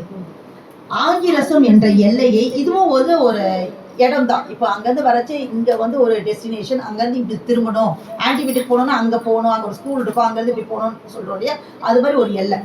அந்த எல்லையில எட்டி ஏறி கைப்பற்றியது நேற்று இரவு தான். அது வந்து மறைமரம் அப்படின்னும் சொல்லலாம், மாறா மரம்னு சொல்லலாம், சந்தான மரம்னு அப்படின்னு சொல்லலாம். அந்த தவத்துக்கு இதுக்கு முதற் பெயர் வந்து சந்தான மரம். இவ்வித நாமம் கொண்ட 7 வேத மரங்கள். அது வந்து என்ன தெய்வம் உத்தரவு பண்றாங்கன்னா வேத மரங்கள்ன்றாங்க. 7 மரம் இருக்கான். 7 மரம் இருக்குன்னு வச்சுக்கோங்கம்மா. 7 மரம் இப்படி இருக்கு, ரவுண்டா இருக்கு. அதுல 6 மரம் இப்படி ரவுண்டா இருக்கு, ஒரு மரம் நடுவில் இருக்குது நம்மளுக்கு. ஆனா என்ன பண்றாங்கன்னா ஒரு அம்பை கொடுத்து இது எல்லா மரத்தையும் தொலைக்கணும். ஆனா ஒரே அம்புல தொலைக்கணும். எப்படி பண்ண முடியும் நம்மளுக்கு? ஒரே வரிசையில இருந்ததுன்னா தொலைச்சு போனா அதுக்கே கூட கஷ்டம். ஒரு மரத்தை போய் குத்திட்டு அப்படியே நின்றுச்சு என்ன பண்றது? 6 மரம் இருக்கு, நடுவுல ஒரு மரம் இருக்கு, 7 மரம். என்கிட்ட இருக்கிறத ஒரு வில்லு தான், அம்பு தான். அந்த அம்புல வந்து எல்லா மரத்தையும் தொலைச்சிட்டு போகணும். அதுதான் அந்த தவ வல்லமை அப்படின்றாங்க. அப்போ அதுக்கு எவ்வளோ பாடுபட்டிருப்பாங்க. அதுக்கு தெய்வம் உத்தரவு பண்றாங்க. வெவ்வேறு கோணங்களில் ஒரு வட்டத்தில் நிற்கின்றன. கடைசி மரம் துண்டாக நிற்கிறது. அந்த 6க்குள்ளேயும் அது வரல. 7வது மரம் அது தனியா நிக்குதாமா. இப்ப இது தொலைச்சிட்டு போய் அதை எங்க போய் தேடுறது? நம்ம கையிலே ஒரே ஒரு ஆயுதம் தான் இருக்கிறது. அதை ஒரே ஒரு தரம் தான் வீச வேண்டும். ஒவ்வொரு தரம் எடுத்து போடலாம், அதுவும் இல்லை. இத்தனை ஒரு கஷ்டமான ஒரு விஷயம். ஒரே வீச்சில் வெவ்வேறு எல்லைகளில் உள்ள ஒரு மரங்களையும் 7 மரங்களையும் அந்த ஒரே ஆயுதம் பொத்து கொண்டு வெளியேற வேண்டும். அந்த வேறு வேறு கோணங்களில் உள்ள 7 மரங்களையும் ஒரே ஆயுதம் கொண்டு ஒரே வீச்சில் எப்படி துளைப்பது? அப்ப எவ்வளோ போராடி இருப்பாங்க. 7 வேத மரங்கள்ன்றாங்க. அது வேதமா என்ன நமக்கு புரியல. அவங்க அந்த அகமிய பாஷையில வேத மரங்கள்ன்றாங்க. அப்போ 6 மரம் வட்டா இருக்குன்றாங்க, ஒரு மரம் துண்டா நிக்குதுங்கிறாங்க. அது எந்த வேதம் நம்மளுக்கு தெரியல. அப்புறம் அது நம்ம கிட்ட இருக்கிறது ஒரே ஆயுதம்ன்றாங்க. ஒரே தடவை தான் கிழிச்சணுமா, இல்ல ஒவ்வொரு டைம் என்ன கூட பரவாயில்ல. அப்போ அதுக்கு எவ்வளவு நாள் போராடினாங்கிறது தான் பார்க்கணும். அந்த ஒரு ஸ்விட்சில் வைத்து ஒரு அழுத்தினோம். சடார் என்று 7 மரங்களும் நகர்ந்து ஒரே நேர்வரிசையில் வந்து நின்றன. அப்போ அதுதான் அந்த தவ குவியல். எத்தனை பவர் இருந்தா அவங்க அது ஒரு முறை தவம் கொண்டு ஒரு சுவிட்சில் வச்சு இப்படி அழுத்தினதும் வட்டமா இருந்தாலும் நேரம் ஆயிடுச்சாமா. நேரானதும் பிறகு இது நம்மளுக்கு புரியலங்கிறதுலாம் வேற விஷயம். பட் இதுக்கு எவ்வளவு பாடுபட்டிருப்பாங்க தெய்வம். அது என்ன வேதம் வர நமக்கு தெரியவானா, அது என்ன உள்கருத்து நமக்கு தெரியவானா. ஆனா சாதாரண ஒரு லௌகீக வாழ்க்கையில இப்ப பசங்களை கூப்பிட்டு 6 வட்டமா இருக்கு, ஒண்ணு நடுவுல துண்டா இருக்கு, இது தொலைப்பனுக்கேன்னு சொல்லிடுறாங்களே, அது பண்றது எவ்வளவு கஷ்டம். அப்போ அந்த பர வாழ்க்கையில அவங்க இதை பண்ணியிருக்காங்கன்னா அந்த கணத்தை நம்ம சீர்தூக்கி பார்க்கணும். அதுக்காக தான்.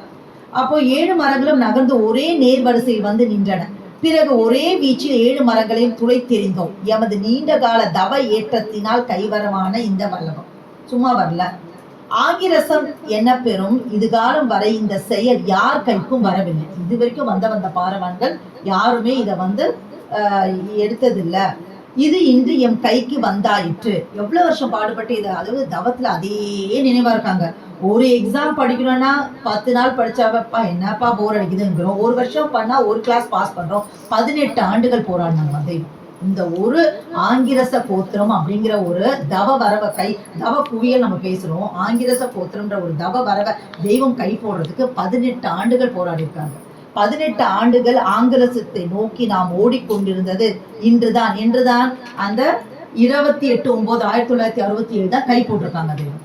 சரி, தெய்வம் இதை பங்கிட்டு இருக்காங்க.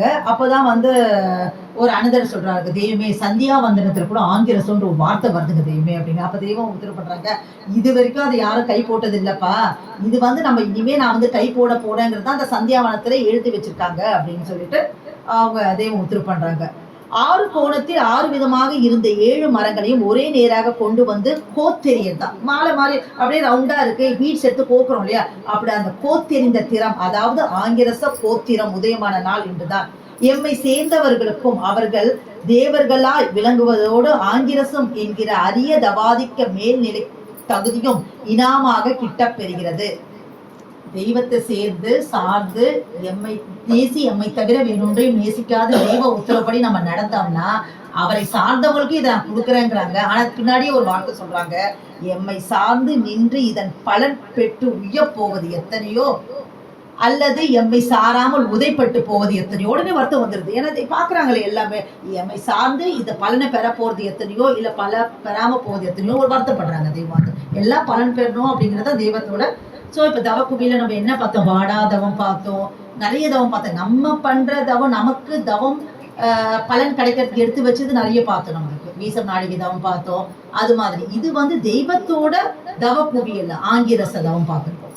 அடுத்தது வெளி தோற்றத்துக்கு நம்முடைய எல்லை மிகவும் மட்டமானதாக தெரிகிறது. என்ன எல்லாருமே இப்போ கூட டிவில எல்லாம் என்ன சொல்றாங்கன்னா, கரண்ட் இருக்காதுங்க. ஒருத்தர் பார்த்துட்டு சொல்றாங்க, ஆன்டி அந்த கரண்ட் இல்லாத ஊர்ல இருந்து வராங்கடா அப்படிங்கிறாங்க.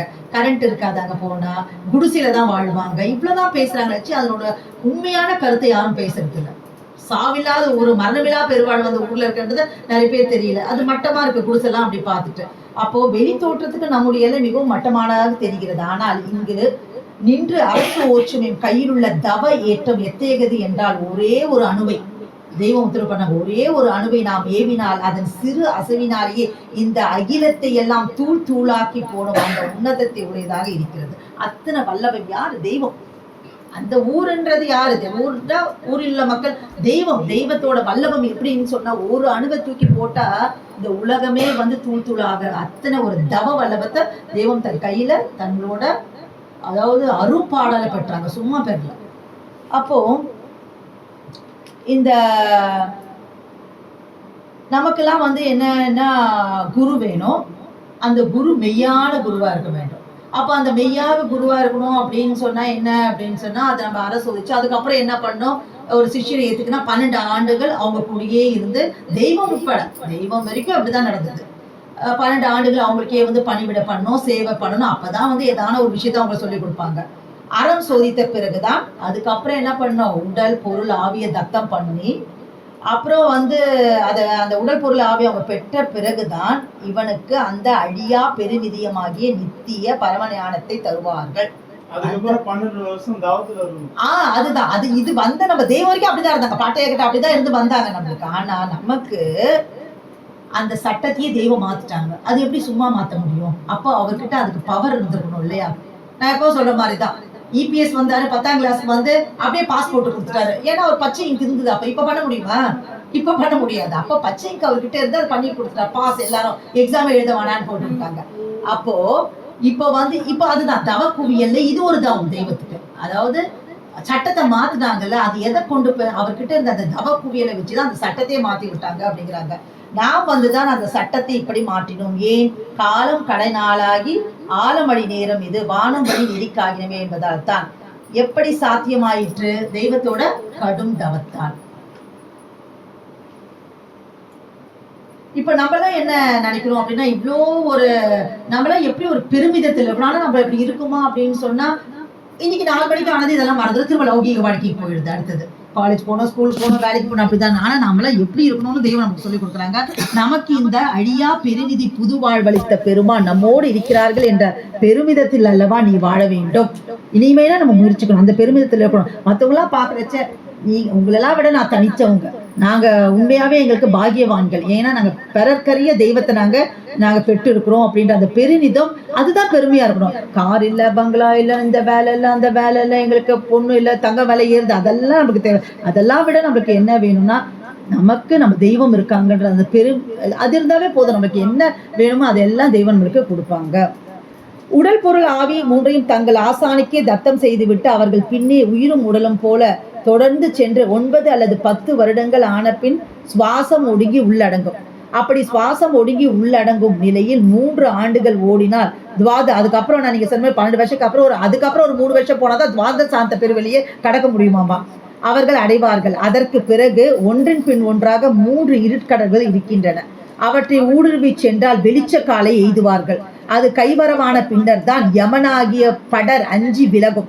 இதெல்லாம் எப்ப போய் நம்ம பண்றது? முதல்ல ஒரு நாள் தூக்கத்தை குறைக்க முடியல, அப்படியே பண்ணா கூட 4 6 1 மாசம் பண்றோம். அதுக்கப்புறம் ஏதோ ஒரு காரணத்துக்காக அதை விட்டுடுறோம் நம்மளுக்கு. அப்புறம் இப்படியான ஒரு தவப்பாட்டால் ஒருவன் அடைகிற வல்லபத்தை நீ எதுவுமே பண்ணாத, நான் சொல்றத மட்டும் கேளு, உனக்கு ஒன்றும் செய்ய முடியல, மூல மந்திரத்தையாவது சொல்லுன்றாங்க. எம் தவத்தை இட்டு, அதுக்குதான் அந்த தவ குவியல். அவங்க கிட்ட அவ்வளவு குவியல் இருக்கிறனால நம்ம கிட்ட இட முடியாது. எம் தவத்தை இட்டு நிரப்பி உங்களுக்கு யமனனுகா அந்த பதவி கிட்டும்படி செய்கின்றோம். எவரோட உதவி வந்து எட்டி தீண்ட முடியாத அந்த யமன்பதி எல்லையில் வந்து உதவுகின்றவர்களே தெய்வம் என்பதை இந்த உலகம் அறியவில்லை. தெய்வத்தை வேற எதுக்கோ பேசுறான். கல்யாணம் பண்ணணும், குழந்தை பண்ணணும், வேலைக்கு கிடைக்கணும், என் பொண்ணு கல்யாணம் பண்ணணும், படிப்பு வரணும், வீடு கட்டணும். வீடு கட்டுறதுக்கு ஒரு தெய்வம், கல்யாணம் பண்றதுக்கு ஒரு தெய்வம், அங்கங்க போய் மாலையை போட்டு சுத்தின்னு இருக்கான். ஆனா எதுக்கு தெய்வம் வேணும்ன்றது இன்னும் இந்த உலக மக்கள் அறியவே இல்லை. ஆனா நாம பாகியவான்களை அதை நம்ம அறிஞ்சுட்டு இருக்கோம். அதுக்கு நம்ம தெய்வத்துக்கு நன்றி சொல்ல கடமைப்பட்டிருக்கோம். அப்போ அடுத்தது நம்ம ஏற்கனவே வந்து நம்ம என்ன பார்த்தா ஆங்கிரச கோத்திரம் பார்த்தோம். அது மாதிரி ஒரு வார்த்தை வந்து பதிமறைவு அப்படின்னு சொல்லிட்டு, நம்ம தெய்வத்துக்கு மட்டும்தான் பதிமறைவு அப்படின்னு சொல்லுவாங்க. வடலூர் வள்ளல் அவருக்கு கூட தூள வலசுன்னு சொல்லுவாங்க, அவர் தூள வலசு வாங்கிட்டாங்கன்னு சொல்லுவாங்க. பதிமறைவுன்றது தெய்வத்துக்கு மட்டும் தான் சொல்லுவாங்க, அது ஒரு ஸ்பெஷலான வார்த்தை. அது எதுக்கு அப்படி சொன்னாங்கன்னு தெய்வம் நம்மளுக்கு விளக்குறாங்க. அது என்னன்னா, அது காக்க புசுடர் பிரான் அவர்கள் தங்களின் ஜீவ மந்திரத்தில் சொல்லி வருகிறார்கள். எதுனா பதிமறைவு பதிமறைவுன்னு சொல்றாங்க தீர்க்க தரிசனத்துல.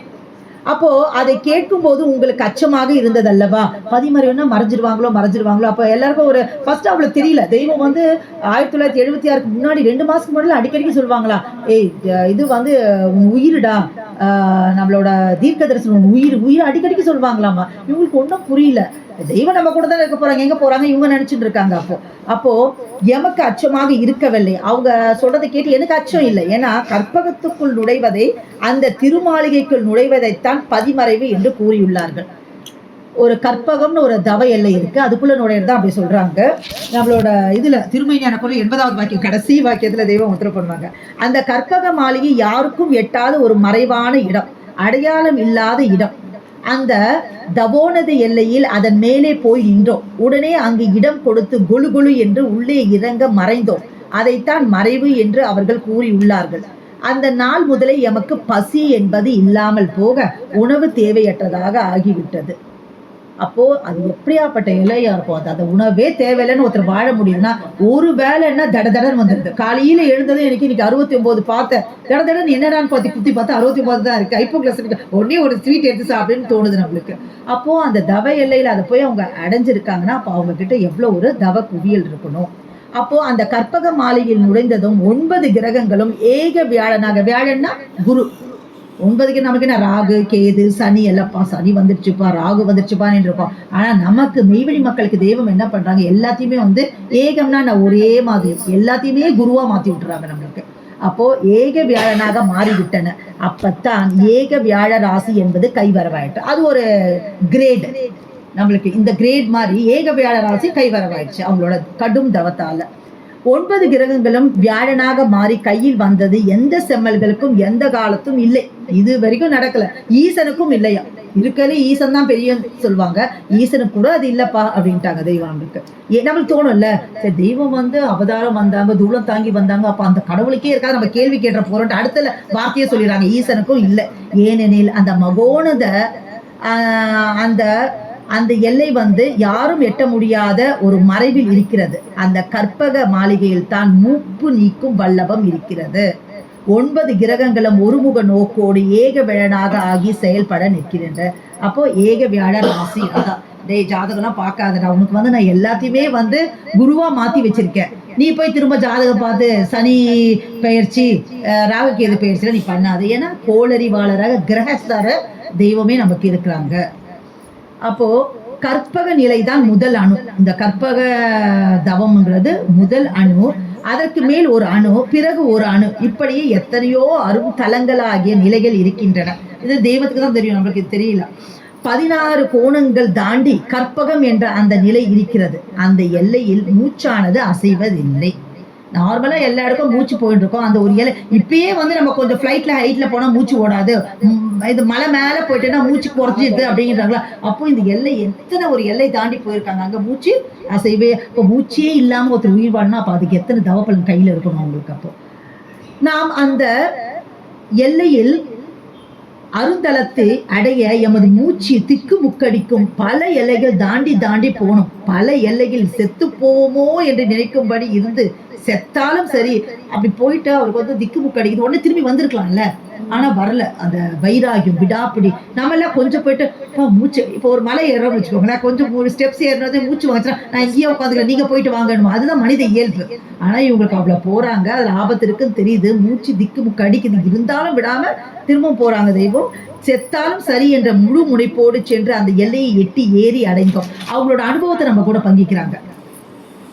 இந்த சத்திய மெய்யின் பால் எம்முடைய அதி ஆர்வ நிலைபேரா மகாதீர ஏற்றத்தை கொண்டு இதை பார்த்துதான் பாட்டைய தெய்வத்துக்கிட்ட சொல்றாங்க. உனக்கேற்ப நிற்பவரை ரட்சிப்பது உண்பனம்தான் என்று தங்கள் மணிநாவு கொண்டு உரைக்கும் அளவுக்கு அவர்களின் பெருங்கருணை பேரருளால் ஆதி அந்தமுமான நீதி மேல்தவம் எமக்கு வரவாகிறது அப்படின்றாங்க. மேல்தவம், வாடாதவம் பார்த்தோம், கடும் தவம் பார்த்தோம். இது வந்து யாரோட தன்னோட குரு பெருமான் வாயிலேயே அவங்க வந்து திருவாயிலே வந்து அவங்க சொல்ல வைக்கிறாங்க. அது என்னன்னா, உனக்கேற்ப நிற்பவரை நீ தான் ரட்சிக்கணும். அது யாரா இருந்தாலும் பின்னாடி சொல்லுவாங்க. அது அவன் ராவணனே இருந்தா கூட சரி, நீ வந்து சொர்க்கத்துக்கு போனா அவன் போயிடணும். அவன் என்னதான் மகா நல்லவனா இருந்தா கூட தெய்வம் தான் டிசைட் பண்ணும் அதை யாரு எங்க போகணுன்றத. அவங்களோட குரு பெருமான்னு சொல்றாங்க. அடுத்ததா ஒரு தவம். அது என்ன தவம்னா, மாண்ட மனு அனைத்தும் மண்ணிலிருந்து எடுப்பறதுக்கு. சும்மா பண்ண முடியாதுல்ல. மாண்ட மனு எடுத்து நான் மண்ணிலிருந்து எடுப்புறேன்னா அதுக்கு தனக்கு அந்த தகுதி வேணும்ல. இப்போ ஒருத்தர் வந்து பேப்பர் கரெக்ஷன் பண்ணனா அதுக்கு அவங்க படிச்சுட்டு ஹிஸ்டரி மிஸ் தான் ஹிஸ்டரி பண்ண முடியும். அது மாதிரி அப்போ தோன்றும் தீர்ப்பினில் ஏற்றி இந்திர அப்போ வந்து என்ன சொல்றாங்க, அதுக்கு வந்து அந்த தவத்துக்கு வந்து பேர் வந்து பிருத்த யோகம் பண்ணியிருக்காங்க. பிருத்த யோகம். அந்த யோகம் கைவரமான அப்புறம் தான் இது வந்து மாண்ட மனுவனுக்கு எழுப்ப முடியுமா முடியலையா அப்படின்னு சொல்லிட்டு அதுதான் தெய்வம் உத்தரவு பண்ணுவாங்க. நம்ம நட்சத்திர அணிந்தர் அப்படிங்கிறது ஒரு சுந்தரம் அப்பா சுந்தரம் சொல்லிட்டு அவனோட மக சின்ன வயசு தான், 7-8 வயசு தான். நம்ம நட்சத்திர ஆனந்தர் அவங்க மகா மகத்துவ நூல் எழுதியிருப்பாங்க. அவர் வந்து அடக்கம் ஆயிடுறாங்க. தெய்வம் வந்து தவத்தில் இருக்காங்க. அப்போ வந்து கூப்பிட்டுட்டு வராங்க. இது மாதிரி தெய்வம் வந்துட்டு சுந்தரம் அப்படின்றாங்க. தெய்வமே எழுந்து உட்காந்துக்கிறாங்களாம். அப்புறம் வந்து பால் கொடுத்துட்டு நட்சத்திரானந்தர் அவங்கள பார்த்து தெய்வம் உத்தரவு பண்றாங்களாம். நட்சத்திரம், உன் பையனுக்கு வந்து ஜீவனில் விஷம் கட்டி ஏறுகிறது. உடம்புல விஷம் கட்டி ஏறினா மருத்துவர் வச்சு சரி பண்ணிக்கலாம். ஜீவனில் விஷம் கட்டி ஏறுகிறது, முடிந்தால் சரி செய்து கொள். அப்ப முடியாது, அவருக்கு தெரிஞ்சிருச்சுல்ல. அப்ப ஜீவனில் விஷம் கட்டியதை யாரு செய்ய பண்ண முடியும்? சரி நீ படுத்துக்கோப்பா அப்படின்றாங்க. படுத்து இதை கூட இருந்தே பார்த்தோம் நம்ம மெய்வழி இளங்கலை கோட்டாங்க இந்த ஐயா அவர்கள். அவங்க எழுதியிருப்பாங்க அப்படின்னு சொல்லிட்டு அதுக்கப்புறம் வந்து அதுக்கப்புறம் தான் தெய்வம் உத்தரவு பண்றாங்க. என்கிட்ட வந்து இன்னைக்கு ஒரு சாவி ஒண்ணு நான் கண்டுபிடிச்சேன். அது என்ன அப்படின்னு சொன்னா, நம்ம மெய்வழி குல மக்கள் தப்பி தவறி யமன் கிட்ட போய் மாட்டிட்டாங்கன்னா அவங்களை மீட்டு எடுக்கணும்னா என்ன பண்றதுன்றதுக்கு தான் அந்த சாவி. அது இன்னைக்கு திறந்து பார்க்கறதுக்கு இந்த இன்சிடென்ட்ஸ், அன்னைக்கு நடந்த இன்சிடென்ட்ஸ், அந்த குழந்தை செல்வம் அப்படின்னு சொல்லிட்டு அவர் வந்து அடக்கம் ஆயிடுறாரு. தெய்வம் அந்த சாவியை வச்சு திறந்து பார்த்து அவர் எழுப்புறாரு. திரும்ப அந்த கை வரவாயிடுச்சு தவப்பலன்னு அது தெரிஞ்சிருச்சு அவருக்கு. அந்த சாவியை போட்டு பார்த்தேன் அப்படின்னு சொல்லிட்டு அங்கே உத்தரவு பண்ணியிருப்பாங்க அப்படின்னு சொல்லிட்டு அவருக்கு தான் வந்து போய் தோண்ட தோண்ட ஜலமா வந்துருதாமா படுக்கை எடுக்கிறச்ச. அப்போ வந்து உத்தரவு பண்ணாங்களா, தெய்வம் இருக்கா, அவருக்கு ஜல சமாதினவங்களா. அப்போ நட்சத்திரம் தேம்பி தேம்பி அழறாங்களா. 7 வயசு குழந்தை போய் காது பரமனே உருவெடுத்த வந்த தெய்வம் அவங்க போய் அவருன்னு சொல்றாங்களேன்னா அப்ப அந்த குழந்தை எத்தனை ஒரு பெரியவங்களா இருக்கும் நமக்கு வந்து பிறந்திருக்க. அவங்க ஏதோ பாரவான்கள் வந்திருக்காங்க, அவங்க அந்த கடமையை தீர்த்து வந்து போயிருக்காங்க அப்படின்னு சொல்லிட்டு அது ஒரு இன்சிடென்ஸ் ரொம்ப அழகா விவரிப்பாங்க அவங்க.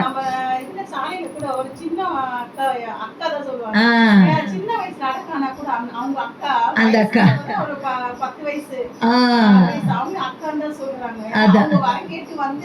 இங்க பெற்றிருக்காங்க. தெய்வம் குடியேறி இருக்காங்க இல்லையா, அந்த இருக்க அங்கேயே போயிடணும் அப்படின்னு சொல்லிட்டு அது பண்ணிடுறாங்க. பதவி கிடைச்சிருக்கு. ஆனா நமக்கு இன்னும் அந்த பக்குவம் வரலையே, பயமா தான் இருக்கு. தெய்வமே நீண்ட ஆயில கொடுங்க தெய்வமே அப்படிதான் வேலை தோணுது. நம்மளுக்கு வந்து எப்படின்னா இந்த லௌகிக வாழ்க்கையில வந்து எனக்கு மற்றவங்களுக்கு எப்படி தெரியல, எனக்கு வந்து நான் தெய்வத்துக்கு இன்னும் அப்படிதான் வேண்டிட்டு இருக்கேன். அந்த பக்கம் நல்லா தெரியுது தெய்வத்துக்கிட்ட தான் போறோம் அப்படின்னு சொல்லிட்டு அந்த சொர்க்கபதி வாழலாம் இருக்க போறோம். இருந்தா கூட இந்த பூலோகத்துல வந்து பிறந்துட்டோம், கடமைகள்லாம் இருக்கு அப்படின்ற மாதிரி அது அப்படி இருக்கிறச்சு நம்ம வந்து தெய்வமே நான் ரெடியா இருக்கேன்னு சொல்ற பக்கம் வரணும். அது இன்னும் டைம் எடுக்கும் அப்படின்னு தோணும் அடிக்கடிக்கு. நம்ம வந்து சோதிச்சு பார்த்துனே இருக்கணுமா, இருக்கிறோமா, சிவன் கையில இருக்குமா,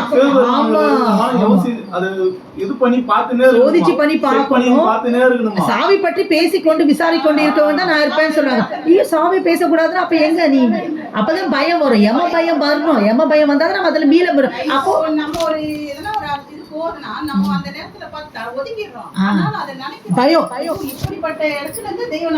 மீட்கிறாங்களே அப்படின்னு சொல்லிட்டு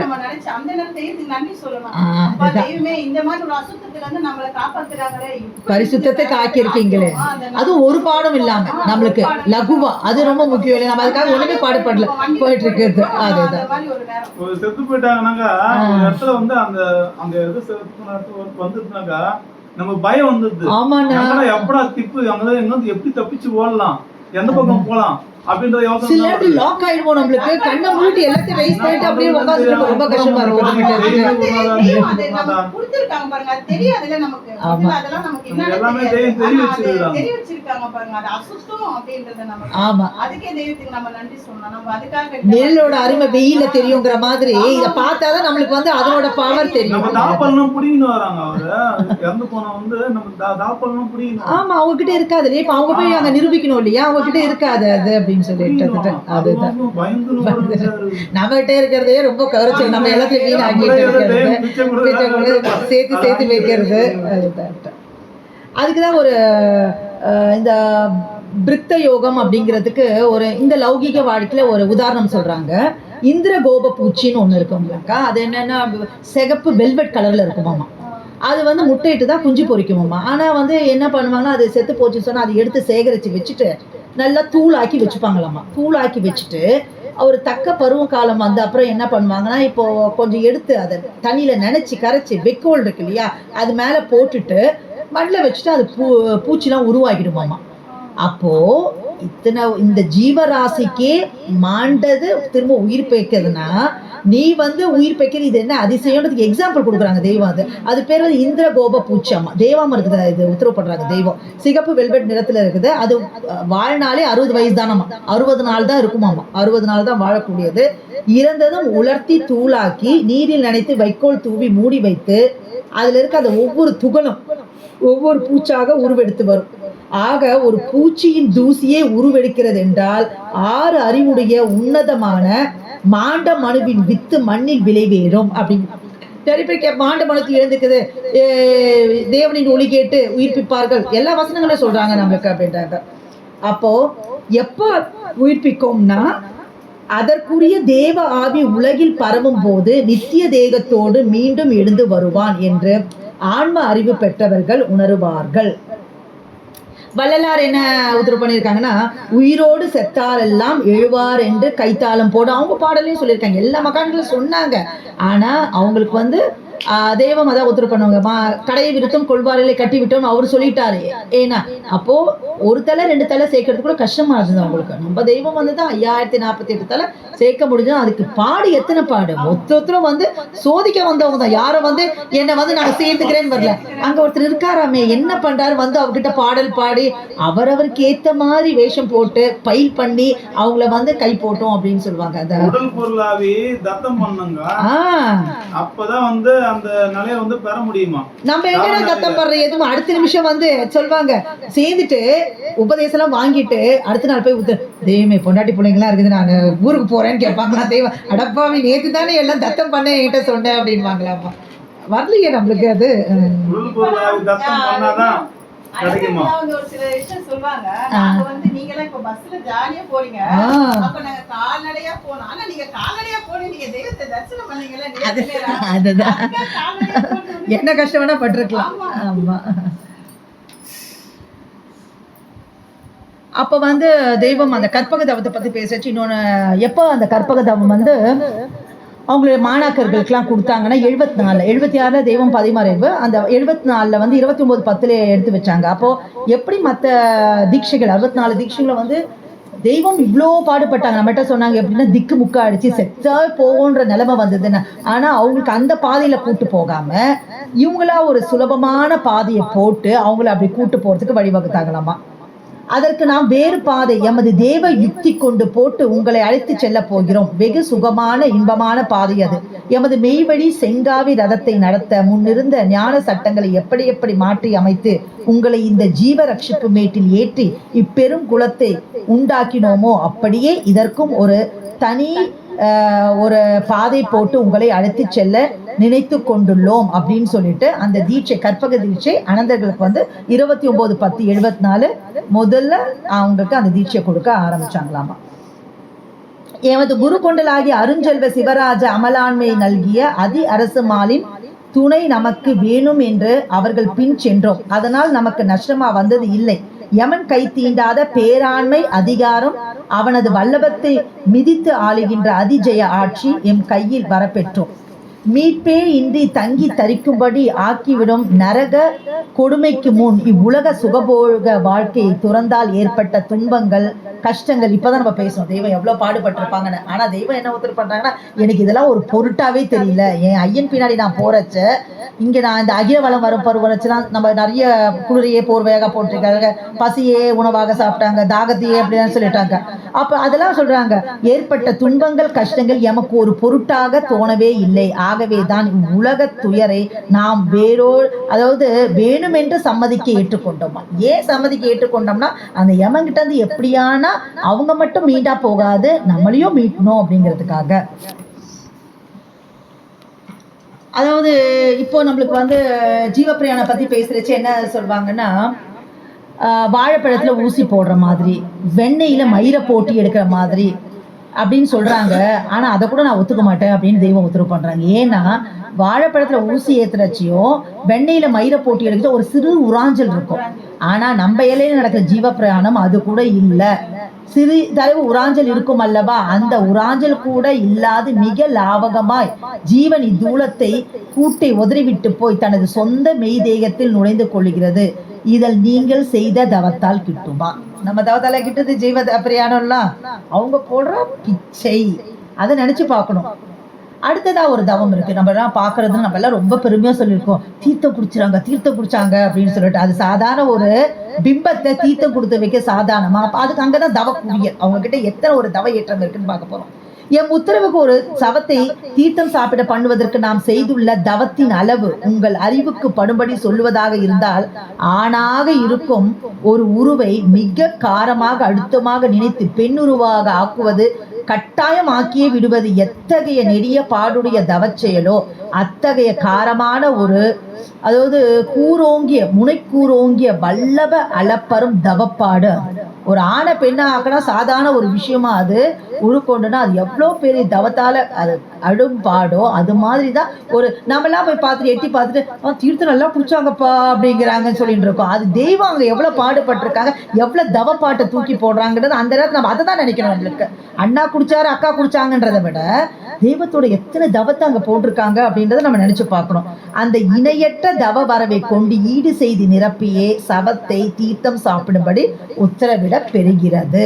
அங்க கொண்டு போய் கொடுக்குறச்சு அதான் சொல்லுவாங்க, ஆலயத்திலிருந்து காஷாய தீர்த்தம் கொண்டு வந்திருக்கணும். அவங்க பேரை சொல்லுவாங்க, பேரை சொல்லி நீங்க கூடுங்க அப்படின்னு அது மாதிரி இருக்கும். அதுலயும் 3 வகை சொல்லுவாங்க. வாயளவே இருக்கும், தொண்டையளவு இருக்கும், உள்ளே இறங்கும். 3 அவரவர்கள் தன் ஆசானோடு ஒட்டி இருந்த பாங்கிருக்கிறாங்க தான். எல்லாருக்கும் எல்லாம் உள்ள இறங்கிடாது. அதையும் நம்மளுக்கு வந்து எல்லாத்தையும் ஒரு ரெஸ்ட்ரிக்ஷன் வச்சிடுறாங்க. அப்போவாச்சும் பயம் வந்து கொஞ்சம் பாடுபட மாட்டோமா அப்படின்னு சொல்லிட்டு. அது நாம் ஆகாரம் உட்கொள்வதை நம்ம ஏற்கனவே பார்த்தோம். 114 வயசுல நம்மளுக்கு 37 வயசு ஆகாதுதான் உட்கொண்டு இருந்தாங்க. இந்த வாக்கியத்தை உத்தரவு பண்றச்ச நாம் ஆகாரம் உட்கொள்வதை நிறுத்தி இன்றைக்கு 3 வருஷம் 20 நாள் ஆகிறது. 3 வருஷம் 20 நாள் ஆகாரமே இல்லாம இருந்திருக்காங்க. அதான் சொல்லுவாங்க, கொண்டு போய் சமர்ப்பிப்பாங்களாம், தெய்வத்துக்கு ஒண்ணு ஏப்பம் வருமாமா. என்னன்னா அந்த வாசனை பார்த்து அவள் பேச வாசனை பார்த்து ஏப்பம் வந்துருமாமா. அப்போ அங்க அந்த அப்படி உட்கொள்றாங்க தெய்வம். அப்போ இவ்வாறு ஊன் இல்லாத நிலை வருவதற்கு முன்னே நாம் 60 நாட்கள் செய்து வரும் தவ குவியலின் அளவு, நம்ம டாபிக் வந்துருச்சு, தவ குவியலின் அளவு இப்போது 60 நாட்கள் நம்ம வந்தா ஊன் தேவையில்லை. அதாவது 60 நாட்கள் இருந்தது வந்து இப்போ வந்து 2 மணி நேரம் தேவையில்லை என்ற நிலை வந்த பின் விரல் விட்டு 20 எண்ணிக்கை எண்ணுகிற நேரத்துல, முன்னெல்லாம் வந்து 60 நாட்கள், அதாவது 2 மாசம் செய்யற தவம் வந்து இப்போ வந்து ஊன் தேவையில்லை. அவங்க பசியாராம இருந்து அப்புறம் வந்து எப்ப அந்த தவ பலன் வருது அப்படின்னு சொன்னா 20 எண்டத்துக்குள்ள வந்துருக்காமா. அப்ப 2 மாசம் எங்க 20 எங்கன்றது. அதுக்காக தான் அப்போ அவ்வளோ தவக்குவியில சேர்க்கணும் தான். யாருக்காக? அவங்களுக்கு தேவையில்லை, நமக்காக. நல்லா நமக்கு தேனில் ஊறின பலாப்பழம் A to B masala dosa சாப்பிட்டு தான் என்ன ஆகுது நம்மளுக்கு? அவங்க அப்படிலாம் ஒண்ணுமே பண்ணலையே நம்மளுக்கு. ஆனா இன்னைக்கு நம்ம வந்து எதுவுமே இல்லாம எல்லாமே நம்மளுக்கு ரொம்ப வசதியா இருக்கணும்னு நினைக்கிறோம். போன் அடிச்சு அடுத்த 10வது நிமிஷம் வீட்டுல கொண்டு வந்து கொடுத்துறோம். சமைக்க கூட வேணான்ற அளவுக்கு வளர்ந்துட்டு இருக்கோம் நாகரிகம். ஆனா அந்த நேரத்துல அப்போ 2 மாசம் பண்ண வேண்டிய தவப்பலின் விரல் விட்டு 20 என்பதுக்குள்ள வந்துடுச்சாமா. அது எதனால? அவங்க பசியாராம இருந்ததுனாலதான் அப்படின்ட்டு.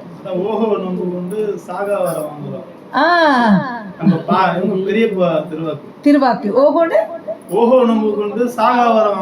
நோம்பு கொண்டு ஊன் தேவையில்லை என்ற நிலை வந்த பின் அது ஆயிடுச்சு. இவ்வாறாக தவ ஏற்ற இருப்பில் 1 மணி நேரம் இப்போது நாம் அமர்ந்து இருந்தால் 6 வருட தவம் வரும். அப்போ 2 மாசம் பண்ண வேண்டிய தவம் வந்து விரல் விட்டு 20 பண்டத்துக்குள்ள வந்துடுது. அடுத்தது என்ன சொல்றாங்கன்னா 6 வருஷம் உக்காந்து தவம் பண்ணது வந்து நம்மளுக்கு 1 மணி நேரத்துல வந்துடுதாமா. அப்ப எப்படி அவங்க எல்லாம் தூக்கத்தை விடுறாங்க, மூச்சு வெளியே போறது இல்ல, பசியாடுறது இல்ல. அப்ப அந்த தவத்தை என்ன தவம் சொல்றது? அதுதான் கடை தவம். தெய்வம் பாட்டையா உத்தரவு பண்றாங்க.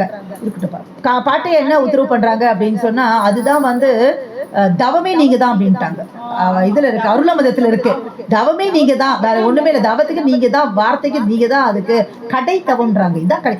இனிமே இது வரைக்கும் யாரும் இந்த தவம் பண்ணதில்லை, இனிமே யாராலும் பண்ண முடியாது, கடை தவம்ங்கிறாங்க அவங்களோட தவ குவியலை பார்த்து. அடுத்தது தீர்த்தம் சாப்பிட வச்சுட்டாங்க.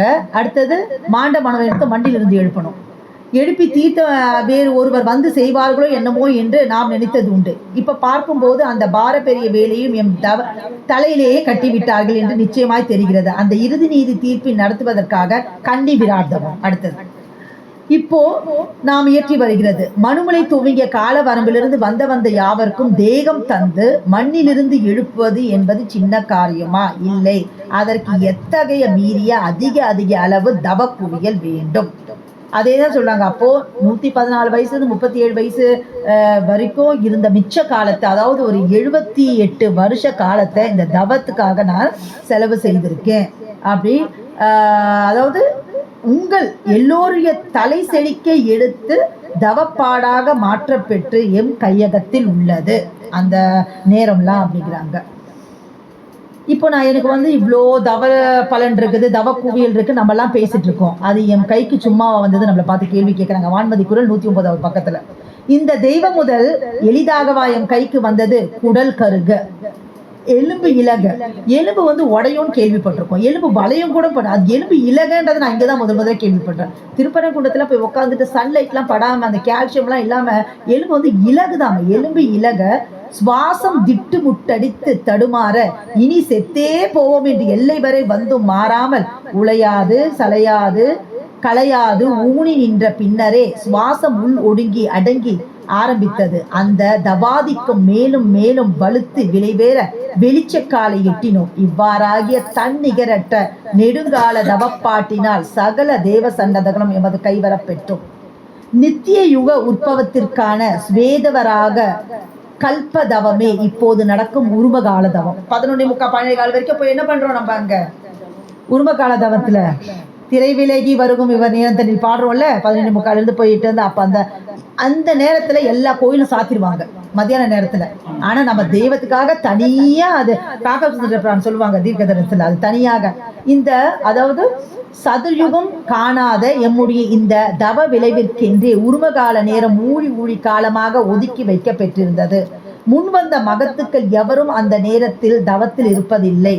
ஆனால் நாம் அந்த வேளையில் யுக தவத்தில் ஏறி நின்று பிரித்த யோகத்தை கைப்பெற பெற்றோம். 6 மாத தவப்பாட்டில் வருகிற வரவு இப்ப பிரித்த யோகம் வந்துட்டது. அப்புறம் என்ன சொல்றாங்க? விரல் விட்டு 20 என்றதுக்குள்ள வந்துருச்சு அப்படின்றாங்க. அப்ப அந்த தவநிதிய குவிலில் எல்லையில் கடந்து திமுதிமுத்து பிரம்மாண்ட நிறைவு பெருக்கும் எவர் எண்ணத்திற்கும் உட்பட்டு அடங்கியது அல்லவே அல்ல. இந்த யுகத்தவ பலன் யாருக்காக இப்படி சேமித்து தன்கிரியம் செய்யப்பட்டு வருகிறது? மெய்வழி மக்களாகிய உங்களுக்காகத்தான் அப்படிங்கிறாங்க.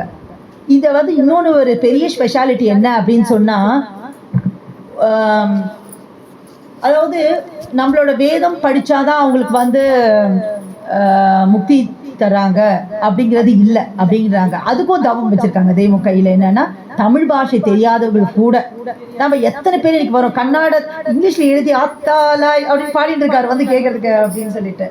அதாவது இப்ப முன்ன தெய்வம் இருக்கிறச்சா 67 ஜாதி 69 இப்ப இன்னும் கூடிட்டே போயிட்டு இருக்குது. தமிழ் தெரியாதவங்க கூட தெரியாதவங்களும் எமது காலத்தில் பரமபத நித்திய முத்தி வாழ்வு அடைய முடியும். இது தெய்வமே உத்தரவு பண்ணி வச்சிருக்கோம். அது மட்டும் இல்லைன்னா இன்னைக்கு நம்மளே கூட செய்ய மாட்டோம், நீ தமிழ்ல போயிடுப்பான்னு நம்மளே சொல்லிடுவோம். ஆனா அதுக்கு இடம் கொடுக்காம தமிழ் தெரியாதவர்கள் கூட எமது காலத்தில், ஆனா அவங்க கிட்ட என்ன இருக்கணும்? ஒன்னே ஒண்ணு இருக்கணும், அந்த அன்பு பிடி இருக்கணும். அந்த பிடி தான் போதும். தெய்வம் அதை தான் பாக்குறாங்க. காசு பணத்தை பார்க்கல, அழகை பார்க்கல, ஜாதியை பார்க்கல, படிப்பை பார்க்கல, ஒண்ணுமே பார்க்கல. அவங்க அந்த அன்பு பிடி இருந்தா போதும்னாங்க. அவர்களிடக்கு என்னிடத்தில் நிலைத்த, அது ரொம்ப முக்கியம், சத்தியம். அது நிலைத்து நின்றவர்களுக்கு நிச்சயமாய் வாய்க்கும் அந்த சொர்க்கபதி வாழ்வு. நிலைச்சு நிற்கணும். நான் 10 வருஷம் மெய்வெளியில இருந்தேன், 20 வருஷம் இருந்தேன், எங்க அப்பா காலத்துல இருந்தேன்னா அதெல்லாம் கடைசி வரைக்கும் இருந்தியா, இறைவன் அடி சேர்ற வரைக்கும் இருந்தியா. அப்போ அந்த நிலைத்த சத்திய நம்பிக்கையும் மாறாத அன்பு பிடியாகிய ஒட்டுதலும் சர்வ வாழ்வ வீழ்ப்பு முத்தி வாழ்வு கிட்டுவது நிச்சயம். அப்போ எப்படின்னு சொன்னா 3 உலக மக்களும், 3 உலகம் நமக்கு தெரியும்ல, பாதாளம், மேல் லோகம், அது மாதிரி இந்த 3 உலக மக்கள் என் முன்னாடி வந்து கையேந்து நின்றுட்டு எனக்கு பரமபத வாழ்வு நான் கொடுக்க தயாரா இருக்கேன். அதுக்கும் அவ்வளவு தவ கோவில் வச்சிருக்காங்க. அதை கோடி மனு கீந்தாலும் குறையாத சிமிழின் மையின்பாங்க. இந்த உலகத்தை கொண்டு வந்து என் முன்னாடி தள்ளு, நான் கொடுக்குறேன் அப்படின்றாங்க. வரமாட்டேங்கிறாங்களா? அதுதானே கோர. அப்போ இப்போது எம் கையில் நிறைந்துள்ள பெருக்காதிக்க தவ ஏற்றம் அந்த அளவு அமல் கொண்டு ஏறி நிற்கிறது. உடல் பொருள் ஆவி தத்தம் செய்து பெற வேண்டிய அதாவது அதெல்லாம் இல்லாம நமக்கு சும்மா தருவதுன்னா அந்த சட்டத்தை பிரட்டி வைப்பதென்றால் எப்படி சாத்தியம்? ஏன்னா அந்த தவாதிக்க வல்லபம் தெய்வத்து கையில அவ்வளோ திமுதிமுத்து நிக்குது. அவங்க நினைச்சா 3 கோடி தர்மம் செய்த பேரரசன் என்றாலும் தள்ளு நரகத்திலே. தெய்வம் இது பாட்டையாக இது சர்வம கிரந்தத்துல புத்திரனா நீ எனக்கு அதுல சொல்லுவாங்க, 3 கோடி தர்மம் செய்த இவர் வந்து சதா பூசை பெட்டியே வச்சுட்டு இருப்பாரு, இவர் சதா அபிஷேகம் பண்ணிட்டு இருப்பாரு அப்படின்றவரை கூட நரகத்துக்கு தெய்வம் நினைச்சிட்டா நரகத்துக்கு தான் போகணுமா, வேற அப்பீலே இல்லை. அவன் வந்து ராவணனை விட மோசமானவன் பாவம். சில பேர் நம்ம பார்ப்போம், என்ன ஜீவ பிரயாணம் கொடுத்துருக்காங்களே தெய்வம், இந்த ஆள் இப்படி இல்லையே நமக்கு தோணும். ஆனா தெய்வம் அவங்ககிட்ட எதை பார்த்தாங்க தெரியல. அவர் வந்து அன்பா இருந்திருக்கலாம், இந்த லௌகிக உலகத்துல வேற வேலைகள் செய்து இருக்கலாம், பட் நமக்கு வந்து அதுதான் பெருசா தெரியும். இவருக்கெல்லாம் இப்படி அடக்கம் கொடுக்குறான் நம்ம நினைச்சுட்டு இருப்போம். அதுதான் தெய்வம் உத்தரவு பண்றாங்க. இவன் பெரிய சண்டாளன், கொடிய ராவணன், அந்த ராவணனை தேவலாம் இந்த ராவணனை விட என்று சொல்லப்படுகிறவனையும் தூக்கி எறிடா பரமபதத்திலே என்று பரமபதத்தில் சேர்வான். தேவ பிராணவர்களுக்கு இணக்கமாக நடந்து கொண்டால் போதுமே. அதுதான் அவன் லௌகிக வாழ்க்கையில சிகரெட் பிடிக்கிறான், சீட் ஆடுறான், அதெல்லாம் அவங்க பார்க்கல. தெய்வத்துக்கிட்ட அந்த நினைவோடு இருந்தானா அன்பு பண்ணக்கூடாதுதான், ஆனா அந்த தூளம் அதை பண்ணக்கூடிய கர்மாக்கள் இருந்ததுன்னா அதை பார்க்கல தெய்வம் அப்படின்னாங்க. அப்போ தெய்வத்தோட தவ வல்லபத்தை பேசுறதுக்காக இது என்ன சொல்றாங்கன்னா, முக்கோடி தர்மம் செய்த பேரரசன் என்றாலும் தள்ளு நரகத்துல நாங்க போகணும். அதே மாதிரி அவன் வந்து என்ன குடியவனா இருந்தாலும் சொர்க்கத்துக்கு போனாலும் போய் தான் ஆகணும். அது யார் கையில இருக்குன்னா தெய்வத்தோட கையில தான் இருக்கு. நீ யாரு சொர்க்க நரகத்தை நிர்ணயிக்க அப்படின்னு கேட்பாங்க தெய்வம் நம்மளுக்கு. அதுதான் தெய்வம் வந்து ஆனந்தராமன் வந்து ரொம்ப குடிச்சின்னு ரொம்ப மோசமான இதுவா இருந்தாராம். ஆனந்தரன் எல்லாம் வந்து கம்பெனி தெய்வத்துக்கு வந்து சொல்லினே இருப்பாங்களாம். சொல்லும் போது கடைசியா வந்து அவரு அடக்க அவர் ஸ்டேஜ்ல வந்துட்டாரு. வந்ததுக்கு அப்புறம் தெய்வத்துல திருப்பாத்த கலந்து வந்து அந்த சொர்க்க பதிவாளர் உடனே அது தனிப்பெரும் கருணை. அது அவங்களுக்கு உயிர் போகும் தருவாயினால எம்மை நிறைன்றாங்களே, அது வந்துட்டு அதை கொடுத்துடுறாங்க. அதுதான் அடுத்தது வந்து நம்ம கற்பகதவம் பார்த்தோம், ஆங்கிரச கோத்திரம் பார்க்கறோம். இப்ப பூர்ண போஸ்வம். அடுத்தது பூர்ண போசும். அது கடந்து ஏகராசி குவியலில் மேல் ஏறி நின்று பார்க்கும் போது தெய்வம் வந்து சேலத்துல வாசவி ஹால்ல சபை நடந்துட்டு இருக்கு. தெய்வம் போய் சொல்றாங்களாம், மக்களே எம் கை விட்டால் யமன் கைன்னு சொல்லிட்டாங்களாம். சரி, அப்புறம் தெய்வம் வந்துட்டு அப்புறம் மனசே கேட்கலையா, என்ன எப்படி நம்ம ரொம்ப கடுமையா பேசிட்டோமே, எம் கை நம்ம பிள்ளைங்களை காப்பாத்துறது தான் நம்ம வேலை, நான் இருக்கேன்பா உன்னை பாத்துக்கிறேன்னு சொல்லாம எம் கை விட்டால் யமன் கைன்னு சொல்லிட்டோமேன்ட்டு யோசிச்சு ஒரு மன உளைச்சல பார்த்துனே இருக்காங்களாம். அப்புறம் போய் அவங்க வந்து ஒரு எல்லையா ஏறி பாக்குறாங்களாம். அப்போ வந்து அவருக்கு நம்ம சொன்னது சரிதான்றதுக்கு ஒரு ஆதாரம் கொடுக்குறாங்க நமக்கு. கடந்து ஏகராசி குவியலின் மேல் ஏறி நின்று பார்க்கும் போது அல்லாஹ், சிவன், கடவுள், பிரம்மா, தேவன், மகாதேவன் என்று சொல்ல பெறும் யாரையும் அங்கு காணும். நான் போற அந்த தேவன் எல்லாம் அங்கெல்லாம் யாரும் இல்லை. ஏன்னா அந்த எல்லையில தான் இவங்க காப்பாற்ற முடியும். நாம் மட்டும் தான் இருந்தோம். அவர்கள் நின்ற எல்லைகளை எல்லாம் துருவிய பிறகு ஏகராசி குவியலின் மேல் ஏறினோம். இந்த உலகத்தில் இத்தனை பேரை சொல்கிறார்களே, அவர்கள் ஒருவரையும் அங்கே காணும். அந்த நிலைக்கு பெயர் தான் மெய்வழி. அப்போ இந்த அனித்திய பூமியில அந்த மெய்வழியை கொண்டு வந்து தெய்வம் வச்சிருக்காங்க. அந்த எல்லையோட பவரை கொண்டு வந்து இங்க வச்சிருக்காங்க. இதற்கு இணை துணையாக எதை கொண்டு வந்து விடுவாய்? என்றும் நிற்பதும் எக்கோடி காலத்துக்கும் அழியப்படாததுமாகி இது இந்த கண்ணுக்கு தெரியாமல் அழிந்து போகக்கூடிய பூமியில் நிற்கிறது. இப்படி இனி யார் காண்பார்கள்? வேதாகமங்கள் கையேந்தி நிற்பது மெய்வழி என்பது திட்டமாகி உள்ளது. ஆகவே இதற்கு சமமாக எதையுமே சொல்ல எம்மை தவிர வேறு யாரும் இல்லை அப்படிங்கிறாங்க. இதை தவிர தெய்வத்தை தவிர வேற யாரும் இதெல்லாம் சொல்றதுக்கு இல்லை. முடிப்போம். ஓயா தவம் பாடா தவம். அதாவது வாடாத தவத்தால தெய்வம் என்ன உத்தரவு பண்றாங்கன்னா, எம் நினைவிற்கு ஒட்டுகிறார் போல் யார் நடந்தாலும் நாம் நினைத்த மாத்திரத்திலேயே அந்த நிலை உலக செயல் பதவி பெற்று விடுகிறார்கள். இன்னைக்கு அப்படிதான். அது குக்கிராமம் இருந்தாலும் எங்க இருந்தாலும், டேய் அந்த பக்கம் நீ போவாதரா, என் புள்ள இருக்காங்கன்னா அது நடக்குது இல்லையா? அது அவங்க தவ அவங்களுக்கு எப்படி தெரியும்? ஒரு அத்திப்பட்டியில ஒரு குக்கிராமத்துல இந்த தெருவுல ஒரு ஜீவன் இருக்குன்னு சொல்லிட்டு அந்த தவ பலன் தானே அது. அப்ப எப்படி நம்ம தெய்வம் இன்னைக்கு தூளத்தளவை இல்லைன்னு சொல்ல முடியும்? இது சத்திய உண்மை. நம்மளுக்கு நம்ம இன்னைக்கும் கண் கூட பார்த்துட்டு தான் இருக்கோம். இங்க அடக்கம் அங்க அடக்கம் பார்த்துட்டு தானே இருக்கும் நம்மளுக்கு. அப்போ அதுதான் பாட்டையா சொல்லிட்டாங்க, இதுதான் கடை தவம். தெய்வம் அவர்கள் மட்டும்தான் அழியாத தவம் செய்யவே அந்த அதாவது ஒரு குகையில போனாங்க, நைமிசாரண்யம் சொல்லிட்டு நம்ம பனிமதி நாச்சியார் அம்மாவோட போயிருப்பாங்க. அது வந்து பாட்டையார் வந்து முன்னாடி அந்த இடத்துல இந்த மத்திய பிரதேஷ்க்கும் உத்தரப்பிரதேஷ்க்கும் நடுவில் இருக்கிறது அந்த எல்லை. அவங்க போய் தவம் இருக்கிறாங்க. அந்த குகை வந்து இவர் சொல்லியிருக்காங்க ஒரு கூர்மாசிரமம் மாதிரி இருக்கும், அந்த இடத்துல போயிருக்கிறோன்னு. அங்க போயிருக்கிறதா அங்க புலி இருந்ததாமா அந்த குகையில. அப்புறம் வந்து அந்த இதெல்லாம் தீயெல்லாம் மூட்டி விட்டு அந்த பழக்கத்தெல்லாம் வச்சு அந்த தவம்லாம் அங்க பண்ணியிருப்பாங்க. அங்க நிறைய முனிவர்கள் வாழையடி வாழையாக தவம் இருந்த அந்த கூர்மாசிரமம் இருந்திருக்கு. அடுத்ததான் ஒரு தவம் பத்தி பேசுறாங்க, நிர்வாண நிலை அப்படின்றாங்க. இப்ப நம்மளாம் வந்து நிர்வாண நிலை, இப்ப இருக்க போலி சாமியார்கள்லாம் நிர்வாண நிலைன்னா துணி போடாம இருக்கிறது நிர்வாண நிலை அப்படின்னு சொல்லிட்டு இருக்காங்க. ஆனா தெய்வ உத்தரவு பண்றாங்க, தாயின் கருவறையில் நீ இருக்கும் நிலைதான் அது நிர்வாண நிலைனா. ஆம், அப்போது உனக்கு சுவாசம் இருந்ததில்லை, சப்தமே இல்லாத நிசப்த நிலை. அதே போன்றுதானே இறுதி நேரத்தில் சுவாசமும் சப்தமும் இல்லாத ஒரு எல்லையில் அல்லவா உண்மை ஏற்றி வைக்கிறோம். ஆரம்பத்துல தாய் வயிற்றில் இருந்தாருன்னா நம்ம ஜீவ பிரயாணமானது, செத்தா இல்ல ஜீவ பிரயாணமானதோ அதே சப்தமும் இல்லாத எல்லை தான் உன்னை ஏற்றி வைக்கிறோம். அகமியத்தில் தவ நிலையை நிர்வாண நிலை என்று ஏன் சொல்லுகிறோம் என்று புரிந்ததா அப்படின்னு கேட்குறாங்க. அப்ப நிர்வாண நிலைனா என்னன்றத நம்ம இன்னைக்கு தெரிஞ்சிட்டோம். அப்போ இன்னைக்கு நம்ம தவ குவியல்ல தெய்வத்தோட தவம் நிறைய நமக்கு தெரிஞ்சாலும் அவங்க எத்தனை ஒரு தவ குவியல் நம்ம சேர்த்து வச்சிருக்காங்க. அதை கையேந்தி நம்ம வாங்கறதா நம்ம வேலை. ஆனா அதுக்கு கூட நேரம் இல்லாம நம்ம டைம் இல்லைன்னு ஓடி இருக்கோம். ஆனா நம்ம மெய்வழி மக்களாகிய நம்ம அப்படி செய்யாம தெய்வம் சொல்படி நடக்கணும். தெய்வத்தோட ஆசீர்வாதத்தை நம்ம பெறணும். நமக்காக தெய்வம் ஆசீர்வதிச்சிருக்காங்க. வாழ்வீர் சாலோகம் மாமூதல் சாயுட்சியம் வாழ்வீர் அச்சமற்றானந்த வாழ்விலே வாழ்வீர் யான் பெற்ற பேரனைத்தும் பெற்று வாழ்வீர் யான் பெற்ற பேரனைத்தும் பெற்று வாழ்க வாழ்க இங்கென் போர் எல்லோருமே